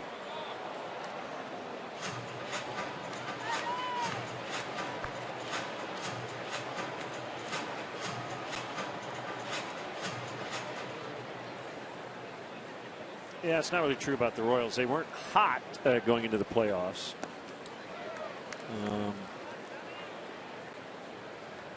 Let's see. They went. They were basically about a 500 team the last 3 weeks.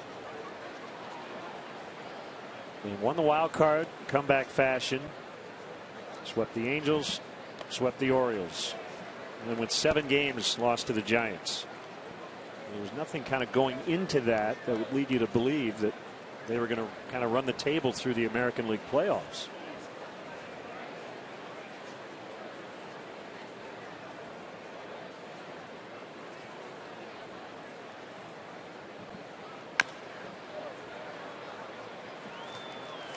Lind unassisted. Well, the old adage of baseball is momentum is tomorrow night's starting pitcher, and once you get into the postseason, everybody has good pitching. If you're looking for the hottest team in baseball, you would have to say the Cubs, right? 21-9 in their last 30 ball games. Next batter is the center fielder, Austin Jackson.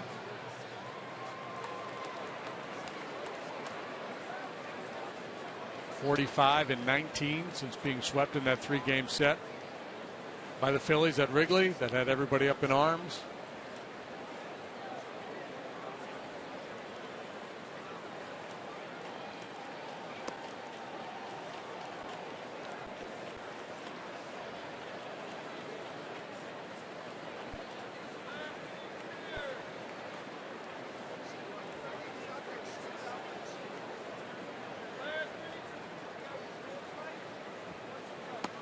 You have to pitch well. You just have to go out and battle and grind out at bats and put yourself in a position where a little magic can happen. I think your bullpen becomes a little more important in October than it does in the regular season. You blow a late lead in July. Everybody does it. You blow a late lead in October. It could be the wild card game and you're out. Yeah. If you have a 9th inning lead, you really should hold it.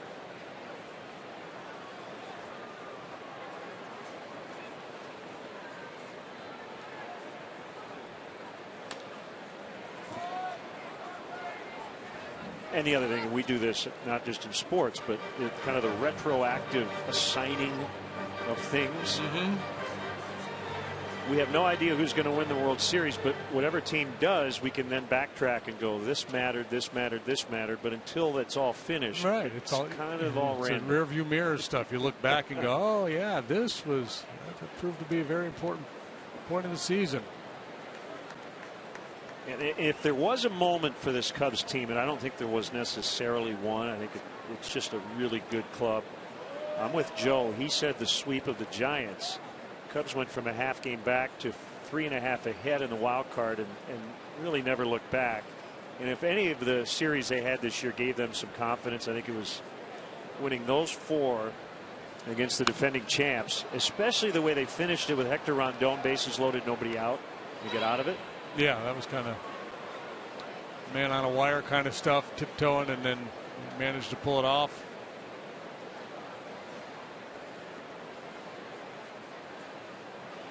But if you don't build from there, that doesn't. You're right. That doesn't become the moment you look back to. Right. Again, I'm doing it retroactively. You said so many times over the course of the season, you said this is a huge game. Well, maybe it is, maybe it isn't.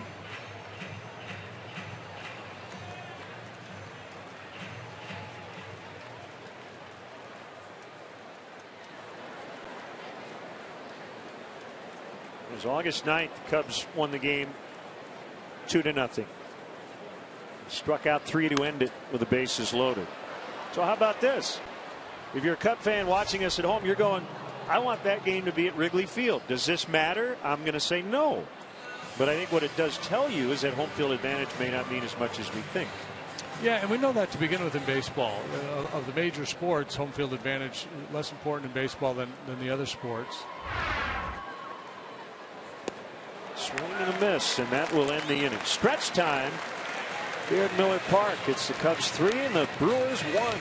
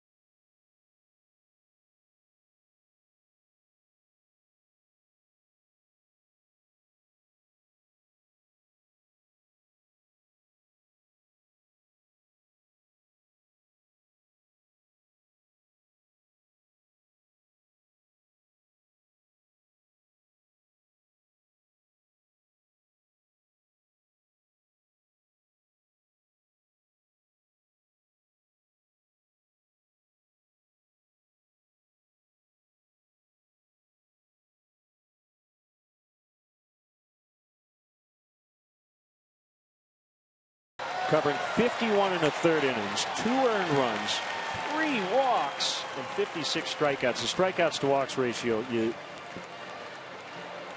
drool over, right? Yeah, I mean, it takes luck out of play, doesn't it, when you strike out that many and you're not giving any free bases away?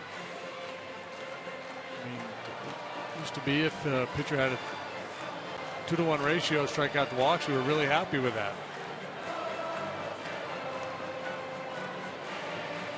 Justin Grimm is on and could play a very prominent role in the postseason. Meanwhile, still 2-0 Pirates. They go to the bottom of the 6th against the Reds. Cubs leading by 2 here. Grimm has been a very important part of the bullpen all year long. Joe referred to him earlier as his mid-game closer. He likes him. He's got big stuff, so he likes to bring him in crisis situations in the middle of the game, where he would prefer to save Strop and Rondon for the end. So that role sometimes gets lost in the shuffle a little bit. You know, he doesn't rack up a bunch of saves, but he has contributed in a very large way to this team's success.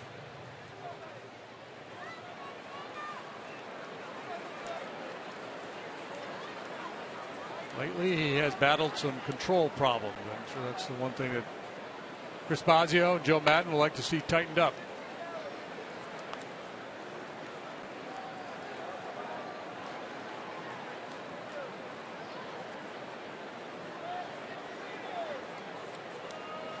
Facing Santana, and the 1-0 is in there. It's 1-1.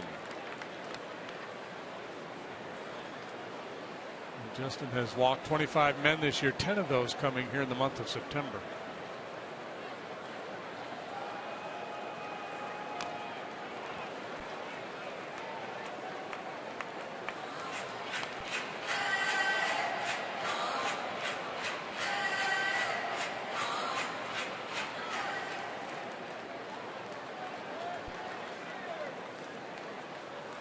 And from the stretch, with nobody on.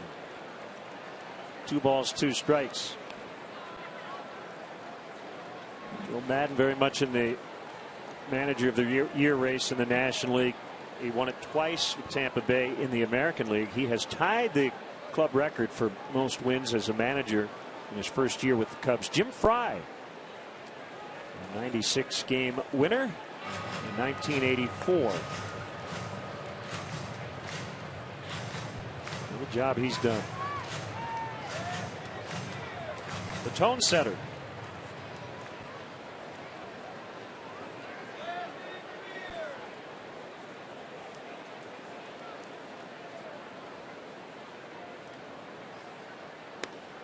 He struck him out. The newborn fan club is the perfect gift to showcase what it means to be a Cub for life. Receive a customized photo of the Wrigley Field marquee, a Cubs birth certificate, baby stocking cap, and a Rookie of the Year onesie. Visit Cubs.com/kids today. You and I were at Joe's introductory news conference at the Cubby Bear. And he was adamant that day over the winter, saying, I'm going to talk about the World Series from day one of spring training. He said it with a straight face. He meant it. He said, I can't go into a season not talking about the playoffs. Yeah, don't want to set the bar too low. If you set low expectations, maybe you'll meet them. This is coming off a 73-win campaign.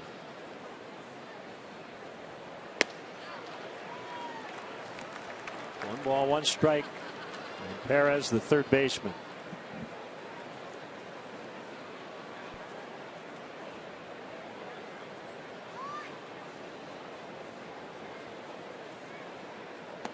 Swing and a miss on the curve at 85. That's 1-2.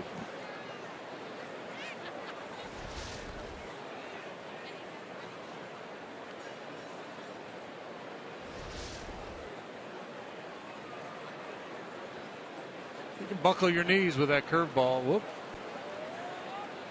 Theo Epstein pointed out one of the articles I read earlier this week.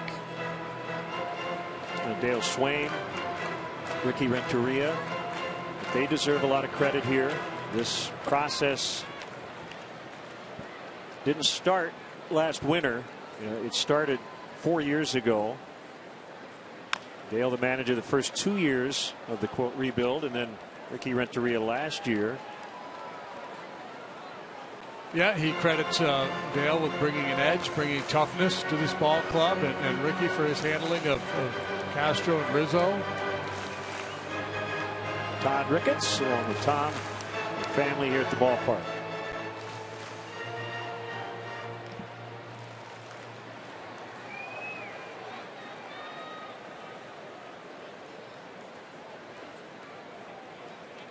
Yeah, Ricky Renteria didn't lose his job because he did a poor job. He lost his job because Joe Madden became available.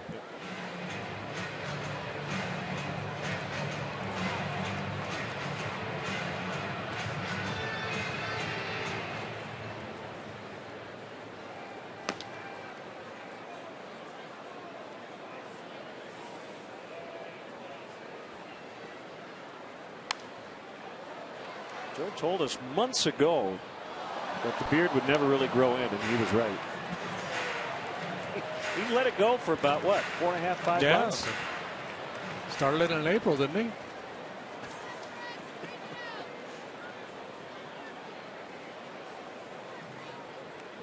A little patchy. But he wanted to show his players that the superficial doesn't matter.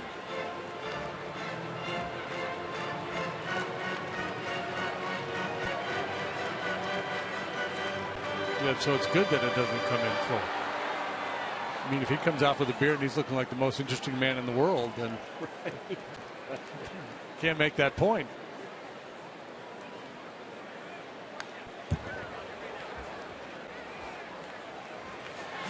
Now, that would have been fun if he could have done that.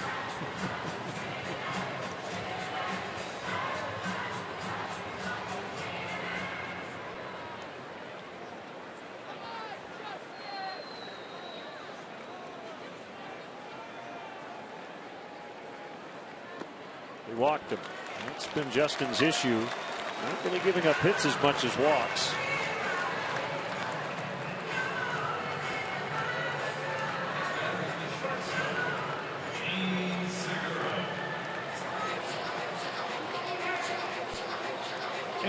Obviously, at the end of the day, it's about giving up runs. But if you're walking too many, you're showing a lack of command, and you're opening the door up. And he has had some rough outings this month. He gave up 5 runs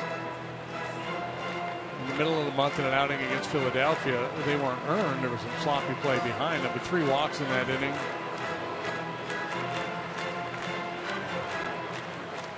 Against Milwaukee on the homestand, he walked 3 2/3 of an inning. Bullpen guys tend to run hot and cold.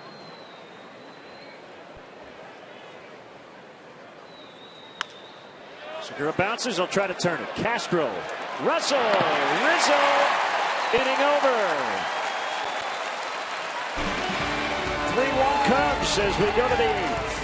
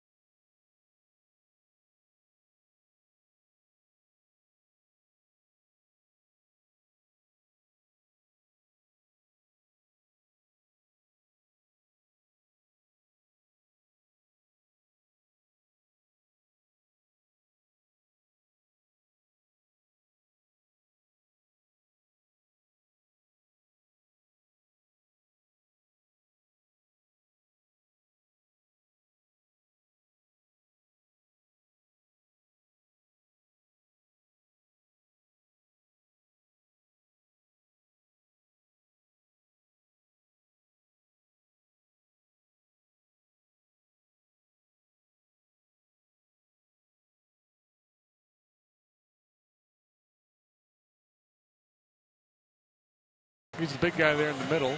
He's the official mascot of the Cubs. Can be part of your next event, from charity events to wedding receptions and birthday parties. Clark wants to be a part of it. Visit Cubs.com/kids for more information on how to book him for your special event. So you stay tuned for the 10th inning show, our final one of the season, with some 2015 highlights to follow.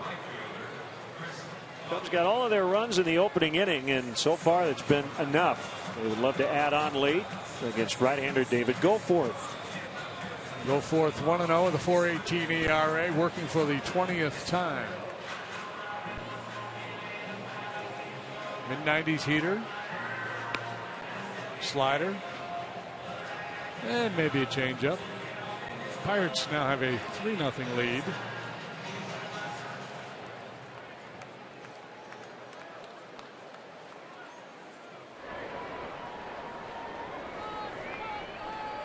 Jordy Mercer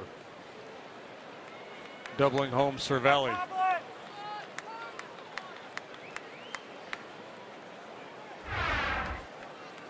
3-0 in that one.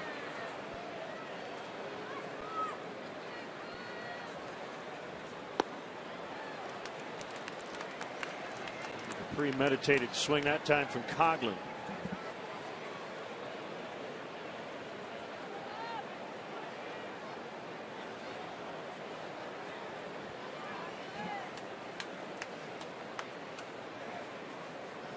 Bryant and Rizzo. Be nice to see Chris get on and get in the scoring position for Bryant. Still has 99 RBIs.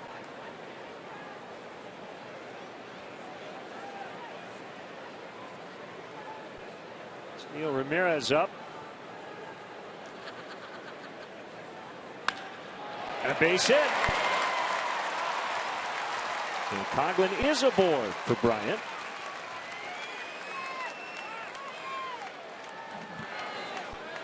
Second time on base for Coghlan here this afternoon. Walked and scored back in the first. 3 hits in the ball game yesterday, and he hits this one sharply. He'll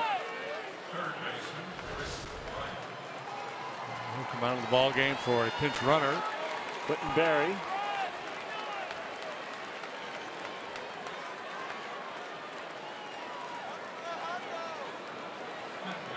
Well, steals second base. That would make Bryant's job a lot easier, wouldn't it?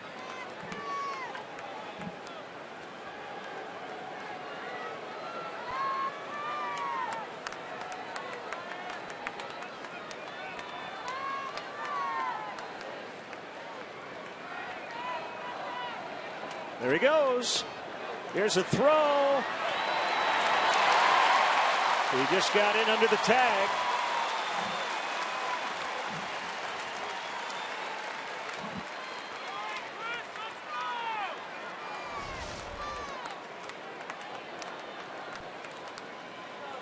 You know, everybody's on high alert when a guy like Berry comes into the ball game. Maldonado opts to make this throw, falling to his knees.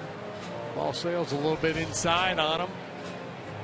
Tag on the back of the leg. The hand's already on the base, and now Bryant with a base hit could get RBI number 100.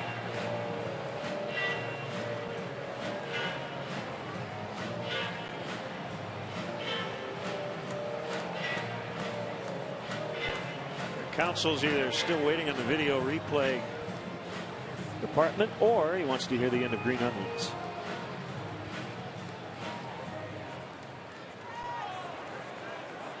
He just ran out of time.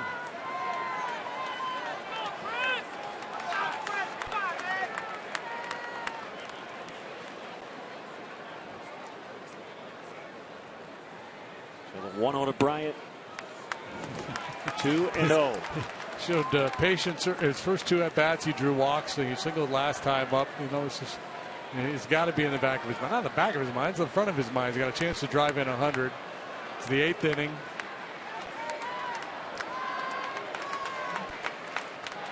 Swing mode. Yeah, I'm all for it. Come on, David, give him something to hit.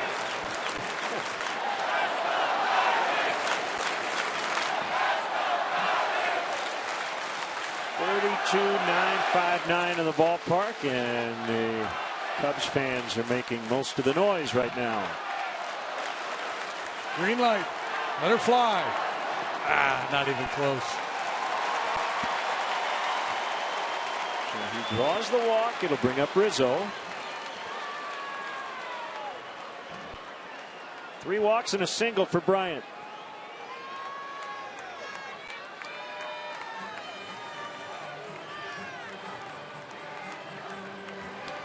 Quick update on the American League playoff picture. Oh, yeah. What's going on over there? Okay, Texas leads the Angels 4-2 in the bottom of the 7th. Angels lose. They're done. Texas holds on. They win the West. Houston is trailing at Arizona 3-2 in the bottom of the 6th. But again, if the Angels lose, Houston is in. The Yankees are trailing 7-1 at Baltimore in the top of the 6th. The Yankees lose, but the Astros also lose. The Yankees would be in great shape to get home field advantage in the wild card. Berry tags. He's going to head to third. Bryant back to first.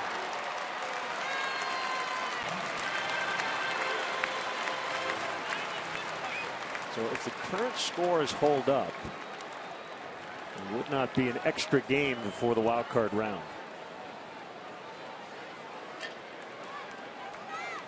But things can change, as we found out in the 9th inning in Texas yesterday. Yeah, and if Astros Yankees tie, that game would be in Houston. Right?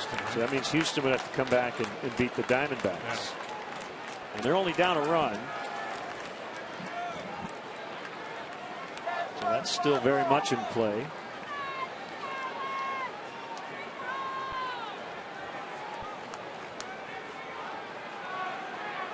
If you're the Angels, you see that the Astros are losing. You think, man, we've got our shot here. Castro takes ball one.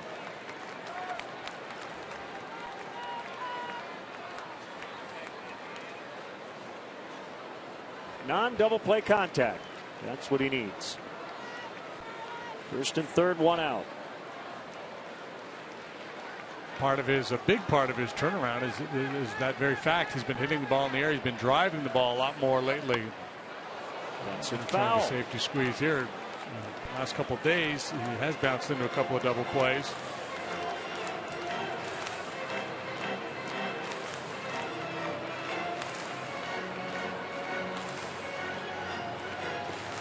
Ichiro Suzuki is now pitching for the Miami Marlins. He trails 6-2 in the bottom of the 8th in Philadelphia. I believe this is his major league debut as a pitcher.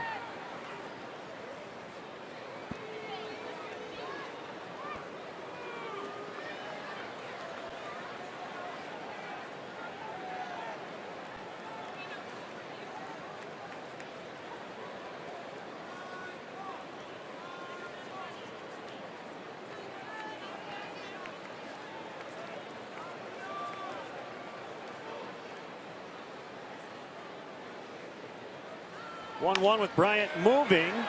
Throw's going to go to the plate, and Barry is out. Perez to Maldonado. 2 down. So they stayed out of the double play, and Perez only had really one play other than throwing to first. And that was home, and he got his man.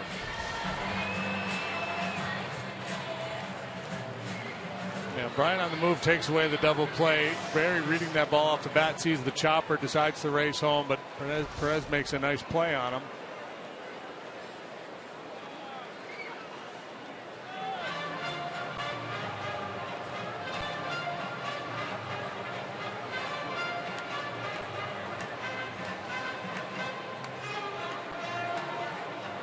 Kind of an interesting move, isn't it, in Philadelphia? Obviously, the game doesn't matter. But it was 6-2. It wasn't like it was 16-2, and Dan Jennings decided to give Ichiro a chance to pitch. Well, final day of the season. Yeah, that's just one of those final days. Sometimes the manager will let a guy try to play all 9 positions. Campy Campaneris, Shane Halter. Norfia takes ball one.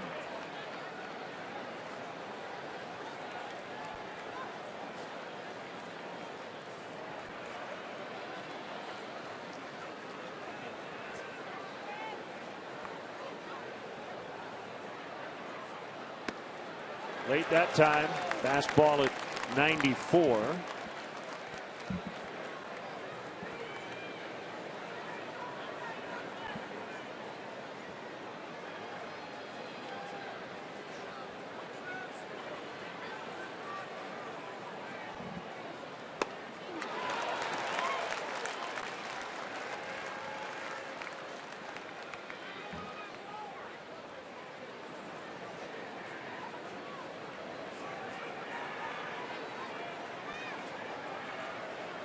One and two.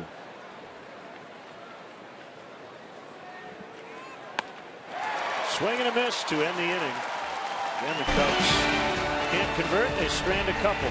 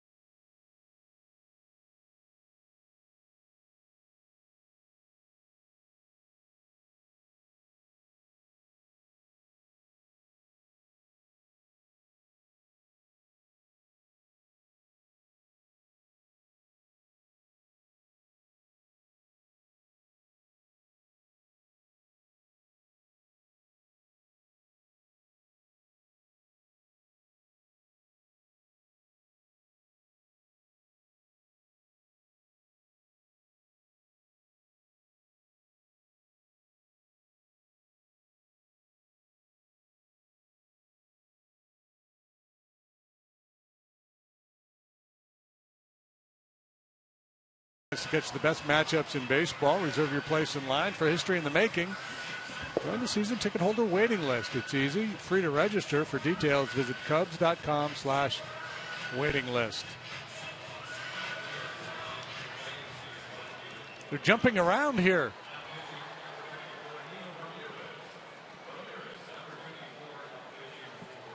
Neil Ramirez on here in the 8th. 6 innings, 3 hits, 1 run for Dan Herron this afternoon. Justin Grimm, 1 inning, no hits, no runs, a walk and a strikeout. Ramirez pitching for the 19th time, and he has pitched to a 3.46 ERA. League hits 245 against him.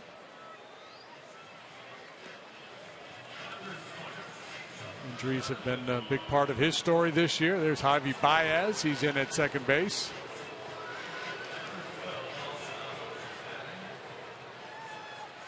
Quentin Berry stays in the ball game.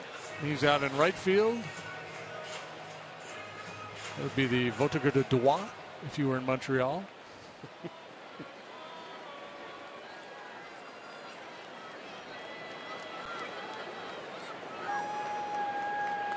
Martin Maldonado against Neil Ramirez.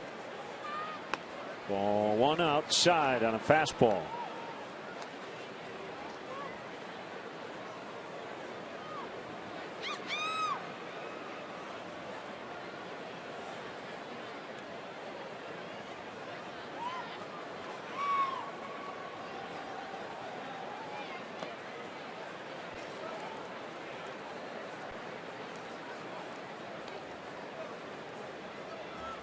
Looks like D. Gordon's going to wrap up the batting title. 3 out of 4 for Gordon today, while Bryce Harper is nothing for 3.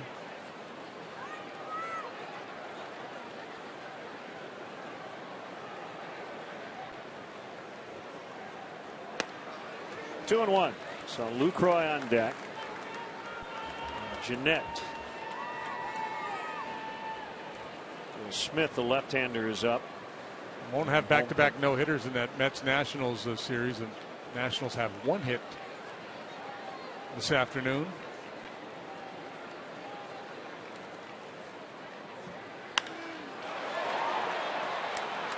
Liner hit right to Jackson.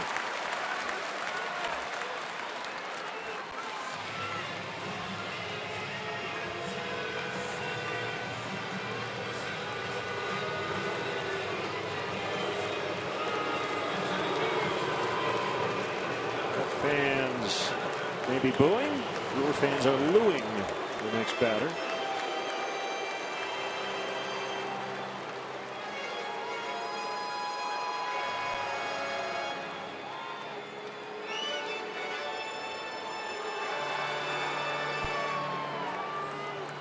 Relegated to, I think, only 1 start at first since he came back from the concussion and pinch hit duties. Not able to catch.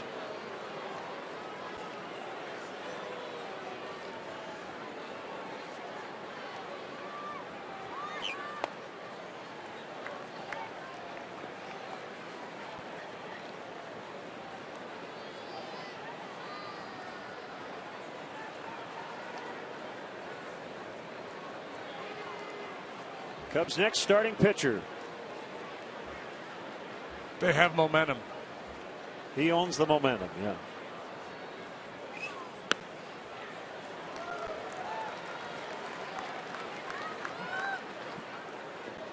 I will not speak for you, but I'm guessing you're highly anticipating watching Jake Arrieta. I mean, we always are. But in a playoff scenario, on the biggest stage, it's going to be a lot of fun. Reading a story on him the other day, and they talked to the area scout that followed him back when he was in high school and college. He said he's always been that way. That look in his eye, that kind of just laser-like focus we see. That's always been his approach.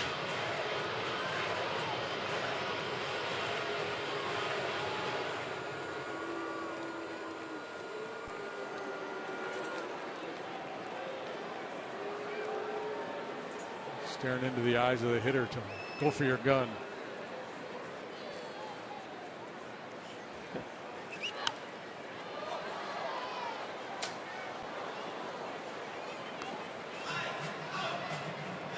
thing about Jake, he just has so many weapons.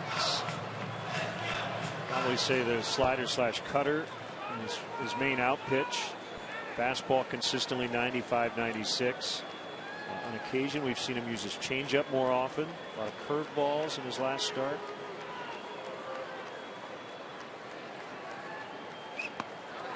He struck him out looking. Yeah, and sometimes the best scouts are the opposing players, and you hear it a lot. The hitters will get down there to Anthony at first base and just go, man, nobody else does what this guy does. The action on his pitches.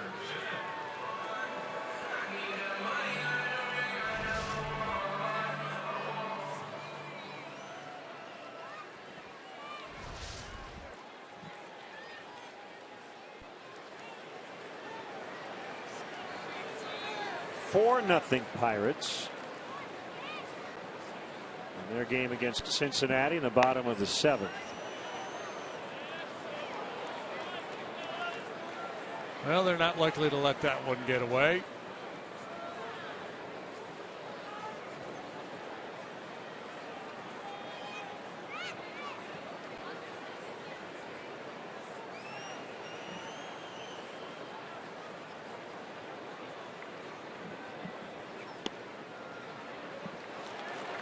Rangers now have opened up a big lead over the Angels.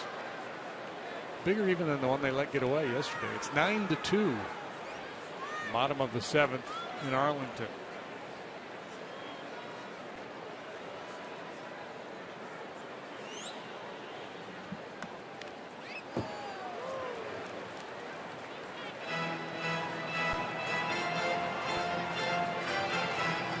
Pretty good push by the Angels late, but it looks like they're going to run out of gas here on the final day.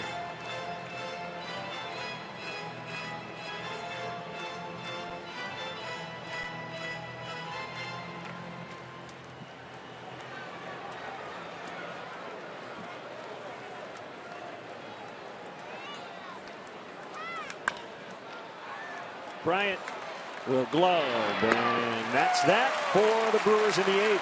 Will Ramirez a 1-2-3.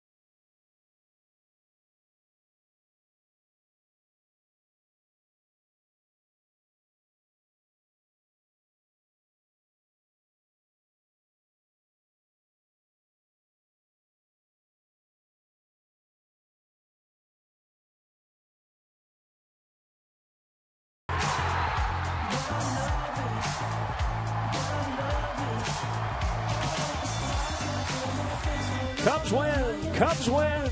Cubs win! Never gets old saying that, does it? Starlin Castro, even when he went through struggles early in the season, he did get some big hits. Yeah, he did. He had some moments. And a big part of it here late. Huge September, led the National League in batting at .426 in September. Here's Will Smith, the lefty. He's working for the 76th time, a .274 ERA.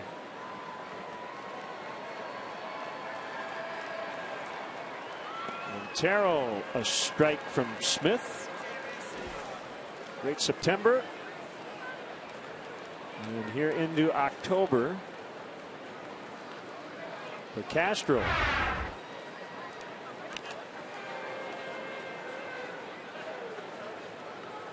And he's going to start on Wednesday. It's not official, but well, yeah, but you talked about the the big series, the sweep of the Giants. It was right after that Starlin was taken out of the starting lineup. Addison Russell moved to shortstop. He's proved to be one of the better defensive shortstops in all of baseball. So that solidified that position. Kick-started Castro. As tough as it was for him at the time, it was about 3 days later he went 3 for 4, and I think it was his first start since being taken out of the lineup. And really been swinging quite well since then. I looked at the numbers yesterday. 372, 388 on base, 620 slugging for Starlin after he lost his job. Going into that, it would be opening day to August 10th. He was hitting 236, 271 on base, 304 slugging. It's doubled his slugging percentage.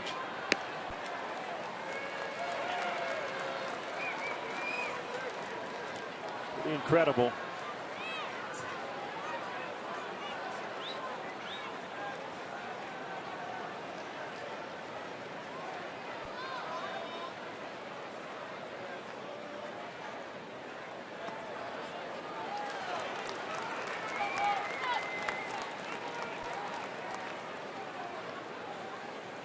Baez on deck for his first plate appearance. The rallying cry right now in the Cubs dugout is, let's get Chris Bryant up there again. Not going to be easy. Russell, Baez, Jackson, Barry ahead of him. And I'll tell you what, and Joe Madden would not try to tell you that taking Starlin out of the lineup was something he did to motivate Starlin. He did it because at the time Starlin was really struggling. And he said, "This is my best chance to win is with this guy not in my lineup right now. It's Russell at short. We'll figure out second base going forward." But when given the opportunities to play, Castro basically said, "Okay, I've lost that job, but I'm going to claim this job, or at least a significant chunk of that job."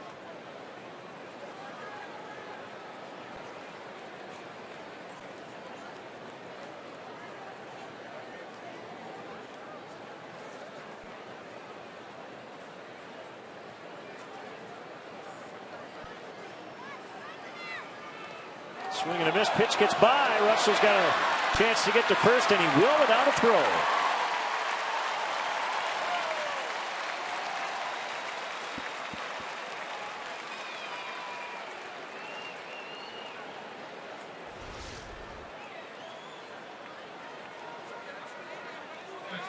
Right through the 5-hole. Russell realizing pretty early here that this ball got through, so off he goes.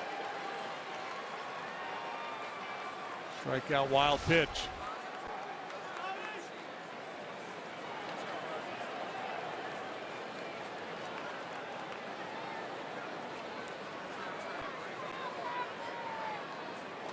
Smith will throw. Runner back. Brandon Hyde assisting. Barry Jones across the way at third.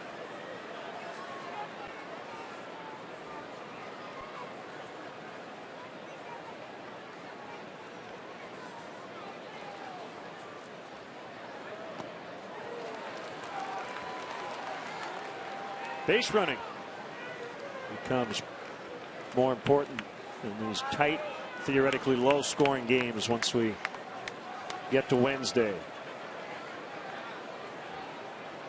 Gary Jones, the third base coach, will have to make some split second decisions on send or hold.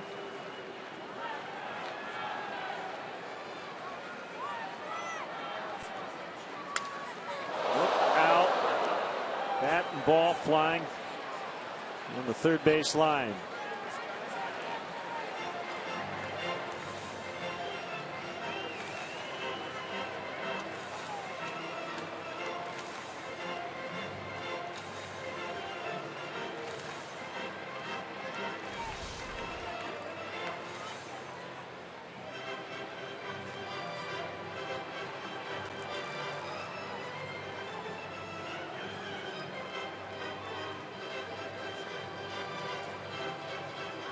That boy must be on a coffee run.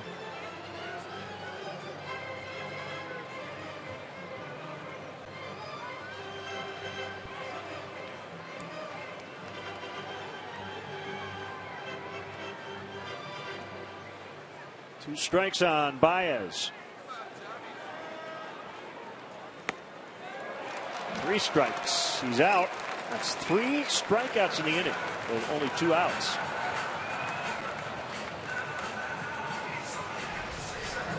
Bring up Jackson. Quality pitch right there, right over the outside corner.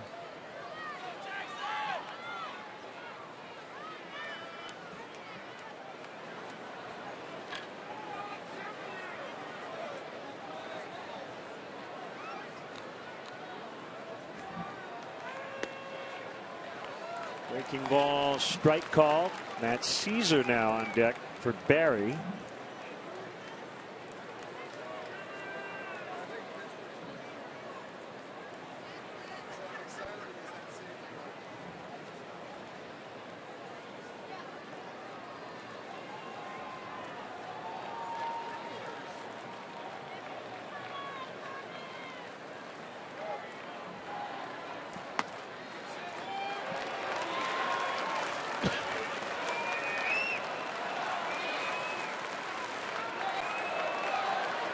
Oh, 2 on Austin Jackson. Cubs lead 3-1. They got all their runs in the first. Milwaukee's tally came in the third.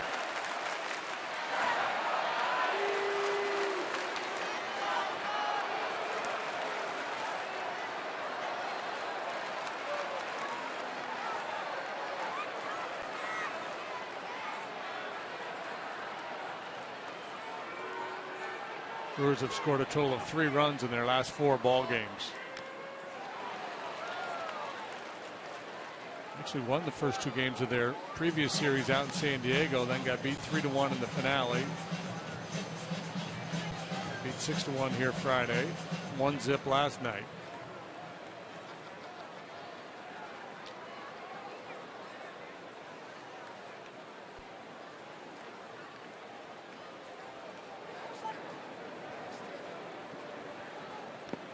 Swing and a miss. Smith strikes out 4 in the ninth. 3-1 as we go to the bottom of the ninth.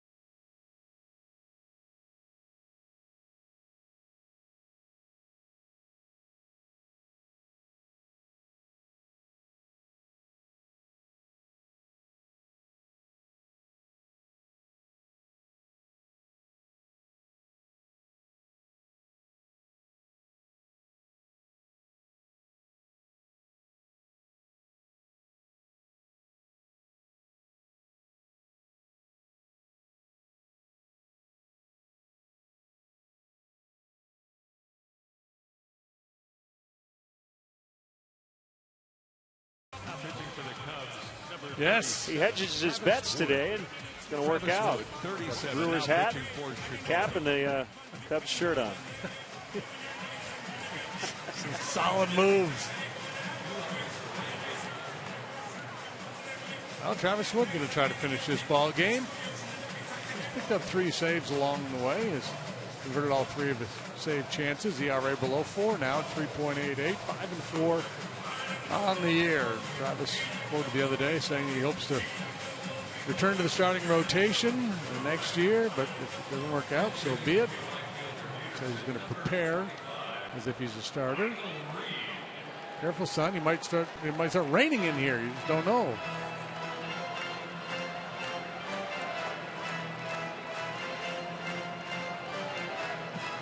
He's a maniac on the dance floor. 12-year-old male Elaine Bennis.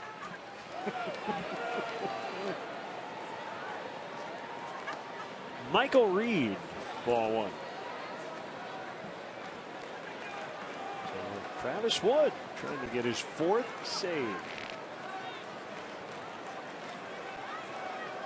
Reed batting for Peterson.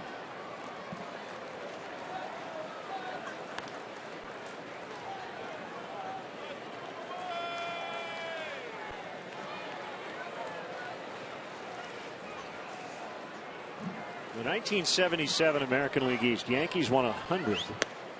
Orioles and Red Sox tied for second with 97 wins. The Cubs could finish in 3rd with 97 wins in the NL Central here in 2015. Swing and a miss, 2-2. You know, it's a top-heavy division, obviously. On those Pirates Cubs all having big years, and as the season went on, the Brewers and the Reds became easier to beat with the injuries and the trades that they made.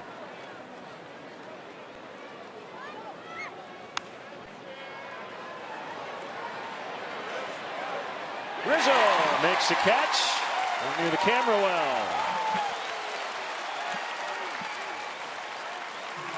1 out. You know, Pirates hang on and win their ball game, and they're up 4-0. The real key for them was coming into Wrigley and winning 2 out of 3. Yeah, and last homestand. They're going to go, even if they win, 8 games under against this division, whereas the Cubs will be 16 over against the Central. The Pirates went 64-22, the best non-divisional winning percentage since 1969, which is when divisional play began. 744 winning percentage against teams outside their division.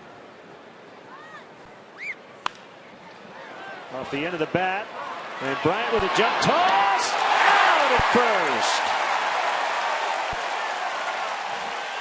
He started a big double play in the ball game yesterday. He's getting a standing ovation for this effort here in the top half of the 9th. Backhand, airborne he goes, and on the money. Pretty play.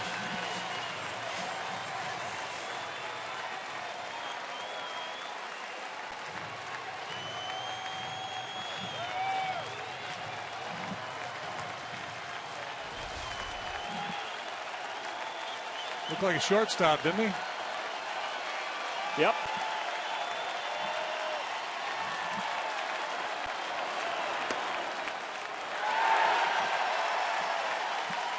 Strike 1 on Davis.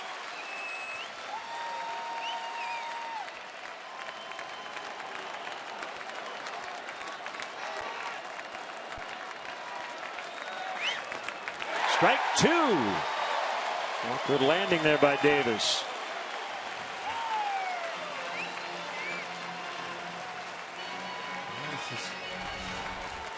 In all likelihood, his last at bat until next April. He's going to get his money's worth.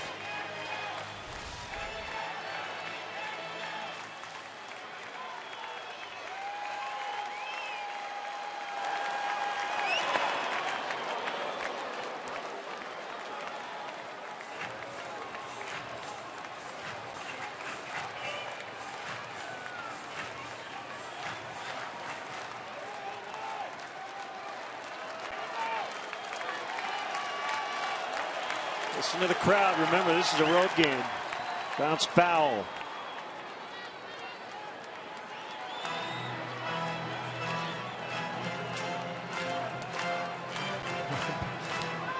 Ball boy looking up and down there trying to find a Brewer fan he could flip that ball to.